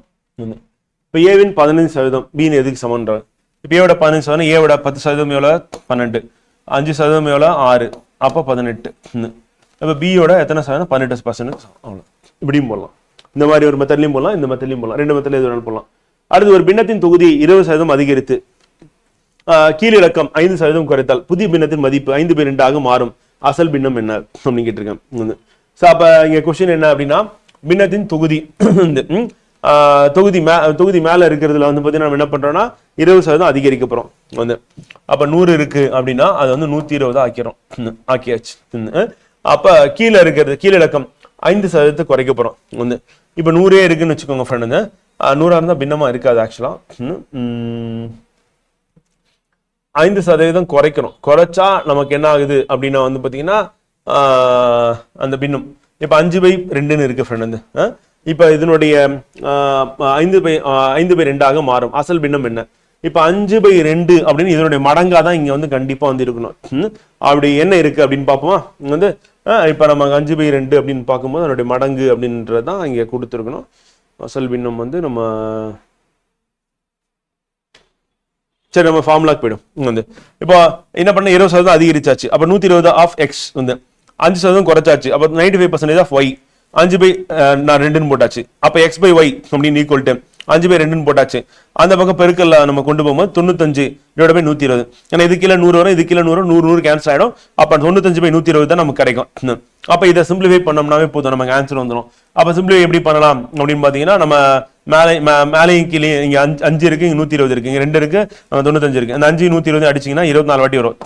அப்ப 2 95 இருக்கு. வந்து இப்ப 95 48 அப்படின்னு சொல்லி நமக்கு ஆன்சர் வந்தோம். இப்படிதான் நம்ம பண்ணணும். இதான் ஈஸியா இருக்கு. இந்த மெத்தட்லயே போயிடலாம். போயிட்டோம்னா நமக்கு ஆன்சர் வந்து சி 94. அடுத்து 95. ஒரு நீர் குழாய் 2 துண்டுகளாக வெட்டப்படுகிறது. நீளமான துண்டின் நீளம் குழாயின் மொத்த நீளத்தில் 64% ஆகும். நீளமான துண்டு குட்டையான துண்டை விட எத்தனை சதவீதம் நீளமானது அப்படின்னு கேள்வி கேட்டிருக்கேன். ஒரு நீர் குழாய் 2 துண்டுகளாக வெட்டப்படுகிறது. நீளமான துண்டின் நீளம் குழாயின் மொத்த நீளத்தில் 64%. அப்ப நீளமான துண்டு குட்டையான துண்டை விட எத்தனை சதவீதம் நீளமானது அப்படின்னு கேட்கிறேன். அப்ப நம்ம நீளமான குழாய் வந்து 100 மீட்டர் கூட வச்சுப்போம். அதுல 64% 64 வந்து வெட்டியாச்சு. வந்து இப்ப நீளமான துண்டு குட்டையான துண்டை விட எத்தனை சதவீதம் நீளமானதுன்னு கேட்கிற. அப்ப எவ்வளவு பர்சன்டேஜ் வந்து நீளமானது அப்படின்னு நம்ம போட்டோம் அப்படின்னா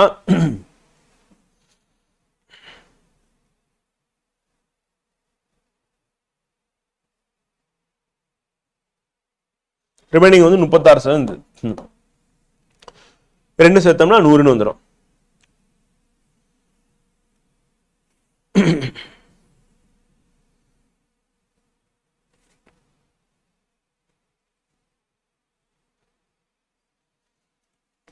அப்ப நம்ம இது ரெண்டுத்துக்குள்ள டிஃபரன்சஸ் தான் போட்டிருக்காங்க.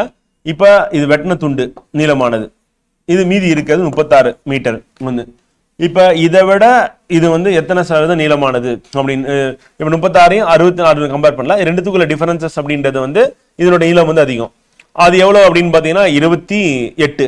வந்து அப்ப அந்த 28 மீட்டர் அப்படின்னு 36 எவ்வளவு அப்படின்னு கேக்குறாங்க. அப்ப 28 டிவைட் பை 36 இன்ட்டு 100 நம்ம போடுற மாதிரி வருது. போட்டோம்னா இப்ப 4வது வாய்ப்பாடுல போட்டீங்கன்னா அது 9 வாட்டி போகும்.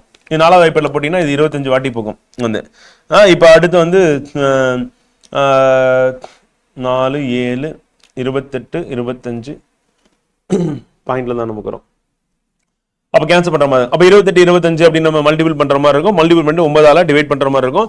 அப்படி பண்ணோம்னா நமக்கு 77.77% நீங்க போட்டு பாருங்க, ஹோம்வொர்க்கா போட்டுருங்க. 77.77% போட்டிருப்பீங்க டெஸ்ட்ல. இரண்டு எண்கள் மூன்றாவது எண்ணை விட முறையே 90% மற்றும் 75% குறைவாக உள்ளன. முதல் எண்ணை எத்தனை சதவீதம் அதிகரித்தால் அது இரண்டாவது எண்ணுக்கு சமமாகும் அப்படின்ற மாதிரி கேள்விடுறேன். அப்ப ரெண்டு எண் இருக்கு, 2 numbers ஆர் வந்து பாத்தீங்கன்னா அது கொடுத்திருக்கும் போது எண்ணை விட இரண்டு எண்கள் மூன்றாவது எண்ணை விட 90% மற்றும் 75% குறைவாக உள்ளன வந்து கம்பேர் பண்ணும்போது, அப்ப முதல் எண்ணை விட. அப்ப நம்ம இந்த மாதிரி போடும்போது நமக்கு இது இந்த மெத்தட்லயே போயிடலாம். மூன்றாம் எண் வந்து 100ன்னு வச்சுக்கலாம். அப்ப முதல் எண்ணை விட 90% வந்து குறைவாக இருக்கு அப்படின்னா 10 வந்து.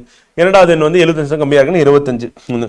அப்ப இது ரெண்டுத்துக்கும் வந்து பாத்தீங்கன்னா இரண்டாவது எண்ணுக்கும் எத்தனை சதவீதம், முதல் எண்ணை எத்தனை சதவீதம் அதிகரித்தால் அது இரண்டாவது எண்ணுக்கு சமமாகும் அப்படின்னு கேட்டிருக்காங்க. அப்ப எவ்வளவு அதிகரிச்சா சமமாகும்?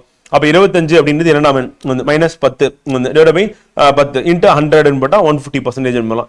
இல்ல நம்ம லாஜிக்கா போடணும் அப்படின்னா வந்து மூன்றாவது எண் வந்து நம்ம 100ன்னு வச்சாச்சு. முதல் எண் வந்து பாத்தீங்கன்னா 10ன்னு கண்டுபிடிச்சிட்டோம். ரெண்டாவது எண் வந்து 25 கண்டுபிடிச்சாச்சு. இப்ப என்ன கேக்குறாங்க, முதல் எண்ணை எத்தனை சதவீதம் அதிகரித்தால் அது இரண்டாவது எண்ணுக்கு சமமாகுன்னு கேக்குறாங்க. அப்ப எவ்வளவு பர்சன்டேஜ் அதிகரிக்கணும் அப்படின்னு கேக்குறேன். இப்ப 10 அது 25ன்னு இருக்கேன். இப்ப இதுல எவ்வளவு ஆட் பண்ணணும் அப்படின்னா 15 ஆட் பண்ணணும். 15 அப்படின்றது 10ல எவ்வளவு அப்படின்றது நீங்க கண்டுபிடிக்கலாம், ஈஸி தான். இப்ப 15 இன்ட்டு 100 போடுறோம் வந்து ஈக்குவல் எவ்வளவு பர்சன்டேஜ், இந்த சைபர் வேணுமா, அப்ப 150% அவ்வளவு ஆன்சர் வந்து. சோ அப்ப 150 அப்படின்றதா அதுக்கான ஆன்சரா வந்திருக்கு. சி கணிமுக்கிறோம். ஏ மற்றும் பி ஆகியோரின் சம்பளங்களின் கூட்டுத்தொகை ரூபாய் 43,000. ஏ தனது சம்பளத்தில் 95% மற்றும் பி தனது சம்பளத்தில் 80% செலவிடுகிறார்கள். அவர்களின் சேமிப்புகள் சமமாக இருந்தால் ஏயின் சம்பளம் எவ்வளவு அப்படிமுக்கிறோம். சோ அப்ப ஏ பி ஆகியோரின் சம்பளங்களின் கூட்டுத்தொகை கொடுத்துட்டாங்க. ஏ தனது சம்பளத்தில் வந்து 95%, பி தனது சம்பளத்தில் 80% செலவிடுகிறார்கள். அவனின் சேமிப்புகள் சமமாக இருந்தால் வந்து ஏயின் சம்பளம் எவ்வளவு அப்படின்னு கேட்டிருக்காங்க. இப்ப சேமிப்பு சமம் சொல்லியாச்சு. அப்ப ஏ உடைய 5%, பி உடைய 20% சமம் சொல்லிட்டாங்க வந்து. ரெண்டு பேரோட சேவிங்ஸும் சமம் சொல்லியாச்சு வந்து. அப்படி சமமா இருந்தா வந்து அப்ப சம்பளம் எவ்வளவு ஏ ரூபாயில் அப்படின்னு கேட்கிறாங்க. அப்ப அவங்க செலவு பண்ணது போக அப்படின்னா, இப்ப எக்ஸாம்பிள் வந்து நம்ம ஆப்ஷன்ல இருந்து கூட போலாம், ஈஸியா தான் இருக்கும், ஒன்னும் கஷ்டமா இருக்காது. ஃபார்முலா என்ன போட்டிருக்கேன் பார்ப்போம். இப்ப 5% 20% சமம் சொல்லியாச்சு. அப்ப நம்ம இதை கேன்சல் பண்ணோம்னா நமக்கு என்ன வரும், ரேஷியோ போட்டோம்னா 5 20 ஆயிடுச்சுன்னா 1 4ன்னு வரும். அப்ப 1A ஈக்குவல் டு 4Bன்னு வந்துடும் வந்து. அப்ப A/B வந்து 4:1ன்னு வந்துடும் வந்து. இப்ப மொத்த பங்குகள் அப்படின்னா 4 + 1 5 பங்கு இருக்கு, 5 பார்ட்ஸ். இப்ப 43,000 நம்ம பிரிச்சோம் அப்படின்னா நமக்கு என்ன வரும் அப்படின்னா வந்து பாத்தீங்கன்னா 8,600 ரூபாய் வரும். அப்ப 8,600 ரூபாய் அப்படின்னும் போது என்ன நமக்கு ஏ வந்து எவ்வளவு செலவு பண்ணியிருக்காரு, ஆல்ரெடி வந்து பாத்தீங்கன்னா 95% வந்து ஏ வந்து 95% தனது சம்பளத்தில், பி வந்து 80% செலவிடுறாள். அப்ப சேமிப்பு சமமாக ஏன் சம்பளம் எவ்வளவுன்னு கேட்கிறேன் வந்து.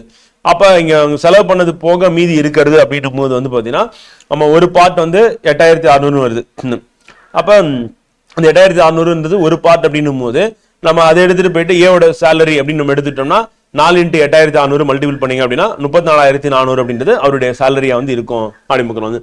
ஸோ அப்படின்னு நம்ம கொண்டு போகலாம். அப்போ பார்ட்ஸ் வச்சு நம்ம போனோம் அப்படின்னா வந்து பார்த்தீங்கன்னா நம்ம டைரக்டா ஆன்சர் வந்து பார்த்தீங்கன்னா இந்த கணக்கு கொண்டு வந்துடலாம். லாஜிக்கா நம்ம போட முடியுதா அப்படின்றதையும் நம்ம வந்து ட்ரை பண்ணி பார்க்கலாம் வந்து. என்ன லாஜிக் அப்படின்னு வந்து பார்த்தீங்கன்னா இப்போ இவங்க செலவு பண்றது அப்படின்றது போக மீதி இருக்கிறது அவங்களுடைய சேமிப்பு. ஆனா அந்த சேமிப்பு சமம்னு சொல்லிட்டாங்க வந்து. அப்ப சேமிப்பு சமமா இருக்கும்போது இந்த 5% வந்து பார்த்தீங்கன்னா இவங்களுடைய 20% வந்து சமம் அப்படின்னு போட்டுட்டாங்க. யாருடைய சேவிங்ஸ்னா பியோடது அப்படின்னு போட்டாங்க. அப்ப அதை வச்சு நம்ம போகும்போது நம்ம எவ்வளவு பர்சன்டேஜ் அப்படின்னு பார்த்தோம்னா 5% 20% நம்ம வந்து ரேஷியோ போட்டோம் அப்படின்னா 1:4 அப்படின்னு நமக்கு கிடைக்குது வந்து. அந்த 1:4 அப்படின்றது வந்து 5 பார்ட்ஸ். அந்த 5 பார்ட்ஸ் அப்படின்றது வந்து 43,000த்துல ஒரு பார்ட்டா பிரிக்கும் போது 8,600 அப்படின்னு நமக்கு கிடைக்குது. அப்ப ஏவும் பியும் அப்படின்னு நம்ம கம்பேர் பண்ணும்போது வந்து ஏவோட 8,600 ஒரு பார்ட், ஏவுடைய மொத்தமா இருக்கிறது எவ்வளவு அப்படின்னா வந்து பாத்தீங்கன்னா 4 பார்ட்ஸ். அப்ப அதோட மல்டிபிள் பண்ணணும் 34,400. இந்த ஸ்டெப்பே நம்ம போயிட்டோம் அப்படின்னா ஈஸியா தான் இருக்கும். இதை வச்சு நம்ம ஆன்சர் பண்றதுக்கும் ட்ரை பண்ணலாம். அடுத்து, ஒரு தலைமையை தேர்ந்தெடுக்கும் தேர்தலில் ஏ மற்றும் பி ஆகிய இரு நபர்களில் ஏ ஆனவர் 192 வாக்குகள் வித்தியாசத்தில் வெற்றி பெறுகிறார். மொத்த வாக்கில் ஏ ஆனவர் 58% பெறுகிறார் எனில் பதிவான மொத்த வாக்குகளின் எண்ணிக்கை எவ்வளவு அப்படின்னு கேட்டிருக்காங்க. ஸோ அப்போ ஒரு தேர்தல் வந்து நடக்குது. அதில் ஏ மற்றும் பி ஆகிய நபர்கள்ல ஏ ஆனவர் 192 வாக்குகள் வித்தியாசத்தில் வெற்றி பெறுகிறார். மொத்த வாக்கு எவ்வளவு அப்படின்றது வந்து பாத்தீங்கன்னா அதுல 57% வந்து யார் பெறுகிறார் அப்படின்னு வந்து பாத்தீங்கன்னா பதிவான மொத்த வாக்குகளின் எண்ணிக்கையில ஏ வந்து பெறுகிறார். ஆனா வித்தியாசம் அப்படின்றது வந்து என்ன அப்படின்னா வந்து 192. அப்ப ஒருத்தர் 58% ஓட்டு வாங்குறாரு அப்படின்னா இன்னொருத்தர் எவ்வளவு வாங்குறாரு, 42% வாங்குறாரு. அப்ப ரெண்டு பேருக்கும் உள்ள டிஃபரன்சஸ் என்ன அப்படின்னா 16% வந்து கரெக்டா. அப்ப 16% வந்து ரெண்டு பேருக்குள்ள வாக்கு வித்தியாசம் அப்படின்னு வந்து. அப்ப அந்த 16 போட்டீங்கன்னா 58%. அப்ப 42க்கும் 58க்கும் நடுவில் இருக்கிறது 16% ஓட்டு அப்படின்னு டிஃபரன்சஸ் வந்து. அதுதான் எதுக்கு சமம் அப்படின்னா 102க்கு 16% அப்படின்றதான் எதுக்கு சமம் அப்படின்னா 192 வாக்குகளுக்கு சமமா வந்து இருக்கு அப்படின்னு வந்து. ஸோ இப்போ இந்த இடத்துல வந்து பாத்தீங்கன்னா நம்ம என்ன பண்ணலாம் அப்படின்னா இந்த 16% 192 போட்டுட்டோம்னா மொத்த வாக்குகள் எவ்வளோ அப்படின்றத நம்ம கண்டுபிடிச்சிடலாம். நமக்கு தெரிஞ்ச அந்த 10th 12th மார்க் போடுறதுல எப்படி போடுவீங்க வந்து இப்போ 192 அப்படின்றது இன்ட்டு 100 ஈக்குவல் டு இது 16% போட்டுற வேண்டியதான். அப்போ போட்டீங்கன்னா என்ன பண்ணணும், அடுத்து கேன்சல் பண்ணணும். கேன்சல் பண்ணீங்கன்னா 10 வாட்டி போட்டீங்கன்னா 160 வந்துடும். வந்து மீதி எவ்வளவு இருக்குன்னா 32 இருக்கு. அப்ப 12 வாட்டி போகுதுன்னு தெரிஞ்சிருச்சு. அவ்வளவுதான் 12. அப்ப மல்டிபிள் பண்ணீங்கன்னா 1200 அவ்வளவு முடிஞ்சு போச்சு. ஆன்சர் 1200 வந்துச்சு. ஸோ பி தான் வந்து ஆன்சரா இருக்கு. அப்படியே நம்ம போட்டு போயிடலாம். லாஜிக் அப்ளை பண்ணா ஈஸியா தான் இருக்கு. அடுத்து ஒரு தேர்தலில் 3வது வேட்பாளர் போட்டியிட்டார். 3 வேட்பாளர்கள் போட்டியினர். 3ஆம் வேட்பாளர் பிடித்த மொத்த வாக்குகள் வந்து 20% பெற்றார். வெற்றியாளருக்கும் 2ஆம் பிடித்தவருக்கும் இடையிலான வாக்கு வித்தியாசம் மொத்த வாக்கில் 20% இருந்தது. 2ஆம் இடம் பிடித்தவருக்கு 3ஆம் இடம் பிடித்தவருக்கும் இடையிலான வாக்கு வித்தியாசம் 37,000 இருந்ததால் என்றால் வெற்றியாளர் எத்தனை வாக்குகளை பெற்றார் அப்படின்றதான் நம்ம கேள்வி வந்து கேட்டிருக்கோம். ஸோ அப்ப இந்த இடத்துல என்ன ஆகுது அப்படின்னா winner first runner up by 1ஆம் மற்றும் 2ஆம் இடங்கள் அப்படின்னு சொல்லிட்டு அந்த ஃபார்முலா யூஸ் பண்ணி போட்டோம்னா நமக்கு ஆன்சர் அப்படின்றது 1,85,000 அப்படின்னு வந்துருது. இப்போ நம்ம லாஜிக் அப்ளை பண்ண முடியுமா அப்படின்னு பார்ப்போங்க. என்ன அப்படின்னா 3 வேட்பாளர்கள் இருக்காங்க. 3ஆம் இடம் பிடித்தவர் மொத்த வாக்குகள் 20% பெற்றிருக்காரு. மொத்த வாக்கு எவ்வளவு இருக்குன்னு தெரியாது, ஆனா 20% வாங்கிட்டாரு. வெற்றியாளருக்கும் 2ஆம் இடம் பிடித்தவருக்கும் இடையிலான வாக்கு வித்தியாசம் மொத்த வாக்குகள் 20% அங்கேயும் இருக்கு. இப்ப ஏ வந்து வெற்றியாளர்னு வச்சுப்போம். அவருக்கும் பிக்கு நடுவில் வந்து 20% வாக்கு தான். 2ஆம் இடம் பிடித்தவருக்கும் 3ஆம் இடம் பிடித்தவருக்கும் இடையிலான வாக்கு வித்தியாசம் வந்து 37,000 இருந்தால் வந்து இப்ப இவங்க 2 பேருக்கு நடுவில் போடும்போது 37,000 சொல்லிட்டாங்க. அப்ப எத்தனை வாக்குகளை பெற்றார் வெற்றியாளர்னு கேட்கிறாங்க. அப்ப நம்ம என்ன சொல்லுவோம், பிக்கும் அதாவது பிக்கும் 2ஆம் இடம் பிடித்தவருக்கும் 3ஆம் இடம் பிடித்தவருக்கும் இடையிலான வாக்கு வித்தியாசம் 20% சொல்லிட்டாங்க. அதே மாதிரி 2ஆம் இடம் பிடித்தவருக்கும் 3ஆம் இடம் பிடித்தவருக்கு இடையான வித்தியாசம் வந்து 37,000 சொல்லிட்டாங்க. அப்ப 37,000 வந்து 3rd பிளேஸ்ல இருக்கிறவருக்கும் அதே மாதிரி 2nd பிளேஸ்ல இருக்கிறவங்களுக்கும் உள்ள டிஃபரன்சஸ் ஓட்டு. இப்ப ஃபர்ஸ்ட் பிளேஸுக்கும் 2nd பிளேஸுக்கும் வந்து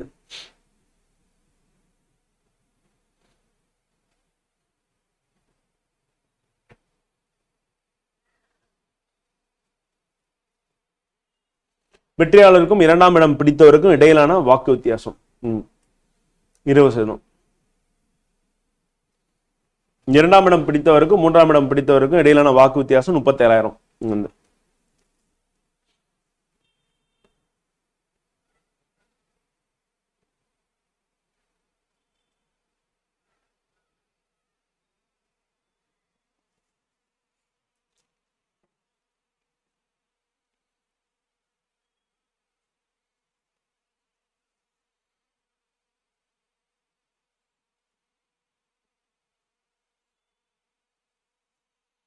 இங்க நம்ம போட்டிருக்கிறதுல வந்து பாத்தீங்கன்னா வெற்றியாளருக்கும் 2ஆம் இடம் பிடித்தவருக்கும் வாக்கு வித்தியாசம் வந்து பாத்தீங்கன்னா 20% சொல்லியாச்சு. அப்ப 80% வந்து டிஃபரன்சஸ் வந்து இருக்கு.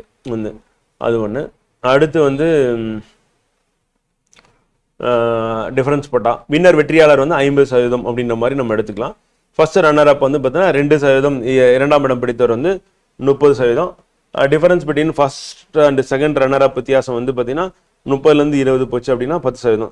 இந்த 10% வந்து 37,000 ஓட்டா வந்து நம்ம கன்சிடர் பண்ணோம் அப்படின்னா வந்து அப்ப நமக்கு 37,000 வந்து போட்டோம் அப்படின்னா அப்ப 100% 100% போட நம்ம வெற்றி பெற்றவருக்கு மட்டும் தான் போடுற மாதிரி இருக்கும். அது வந்து 37,000 10% போட்டா 50% எவ்வளவு அப்படின்னு போட்டா நமக்கு 1,85,000 அப்படின்றது நமக்கு கிடைக்குது. இந்த இப்படியே போயிடலாம், இந்த ஆர்டர்லேயே போயிடலாம். இது வந்து நமக்கு ஈஸியாகவும் இருக்கு. இப்ப நம்ம சொல்லும் பொழுது என்ன சொல்றாங்கன்னா இப்ப வெற்றியாளர்னா 50% வந்து வாக்கு வந்து வாங்கியிருக்காரு. எதை வச்சு சொல்றோம்னா அந்த டிஃபரன்ஸ் அப்படின்றத வந்து வச்சு சொல்றோம். இப்போ ஃபர்ஸ்ட் வந்து பாத்தீங்கன்னா மொத்தம் வந்து 100% வந்து அதுல 3ஆம் இடம் பிடித்தவர் வந்து 20% வாங்கிட்டார் வந்து. அப்ப மிச்சம் இருக்கிறது எவ்வளவு அப்படின்னா வந்து 80% தான் இருக்கு வந்து. அப்ப இப்ப 2ஆம் இடம் பிடித்தவரை வந்து நம்ம அடுத்து கண்டுபிடிக்க போறோம் வந்து. அப்ப 2ஆம் இடம் பிடித்தவரை வந்து 1 மற்றும் 2வது இடம் பிடிச்சவங்க வந்து 80% வாக்கு வந்து வாங்கியிருக்காங்கன்னு நமக்கு தெரியுது. இப்ப 20% அப்படின்றது வந்து பாத்தீங்கன்னா 1க்கும் 2க்கும் நடுவுல இருக்கு அப்படின்னு நம்ம சொல்லிட்டோம் வந்து. அப்ப அந்த 20% இருக்கு அப்படின்னும் போது அந்த ரேஷியோ எப்படி பிரிக்கலாம்னா, வெற்றியாளர் வந்து 50% வாங்கியிருக்கணும், இவர் 30% வாங்கியிருக்கணும். அப்படி வாங்கினாதான் நம்ம என்ன பண்ண முடியும் அப்படின்னா 2 பேருக்கு நடுவில் இருக்கக்கூடியது அப்படின்றத நம்ம வந்து 20% ஆக்க முடியும். எப்படி அப்படின்னு கேட்டீங்கன்னா, இப்ப 50ல 30 அப்படின்னு போட்டீங்கன்னா என்ன ஆகும், நம்ம கேன்சல் பண்ணீங்கன்னா 2 வாட்டி போகும். அப்ப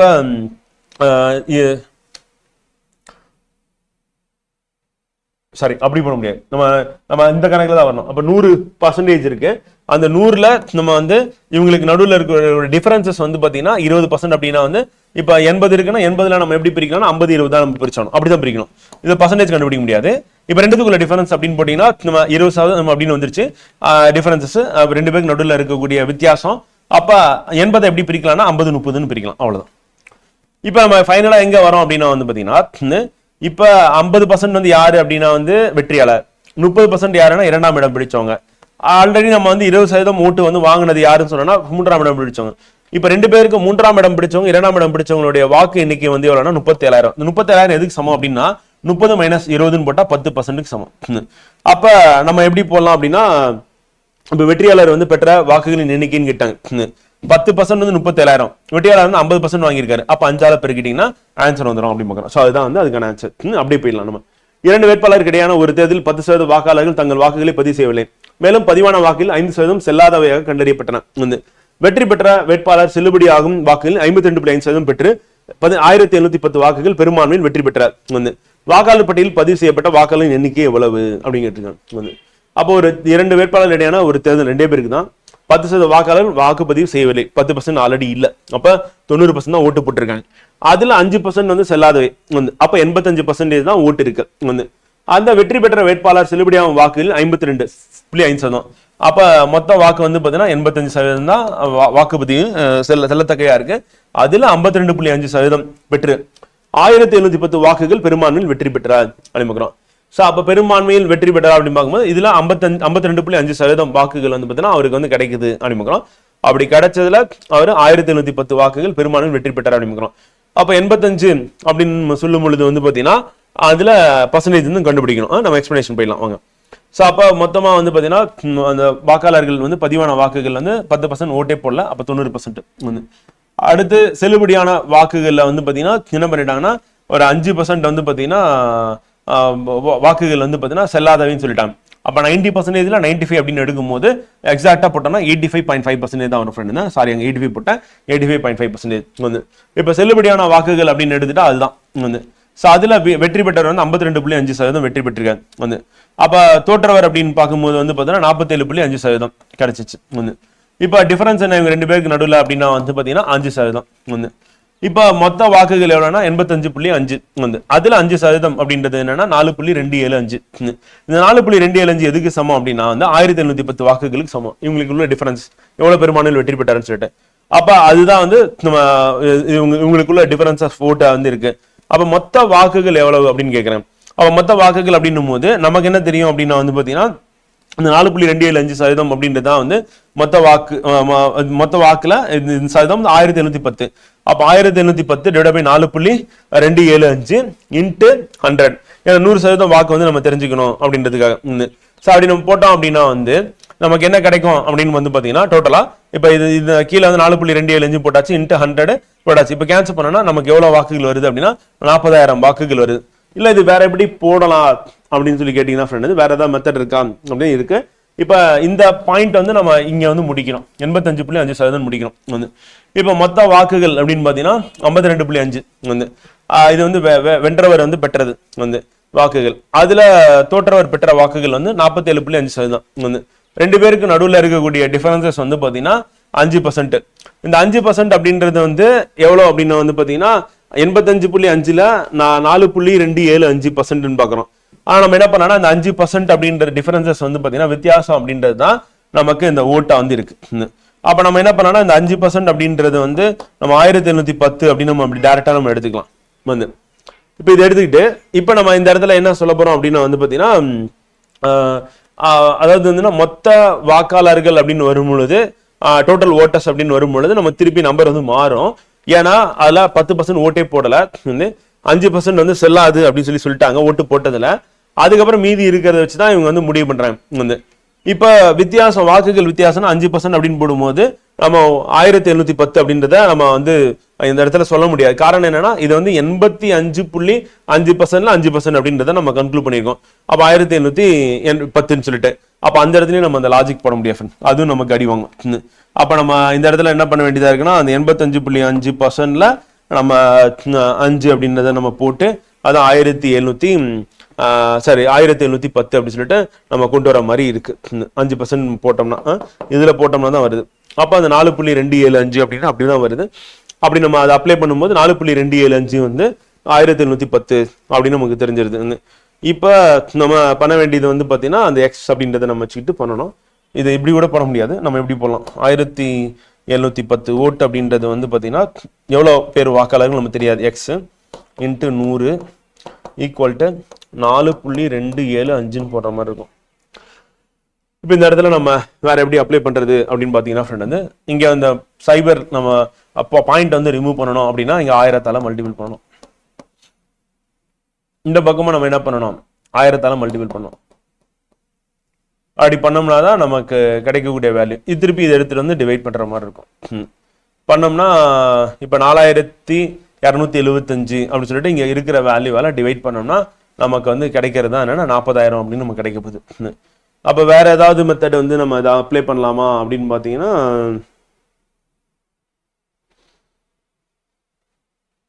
அப்படிதான் கொண்டு போனோம், அப்படி கொண்டு போனோம்.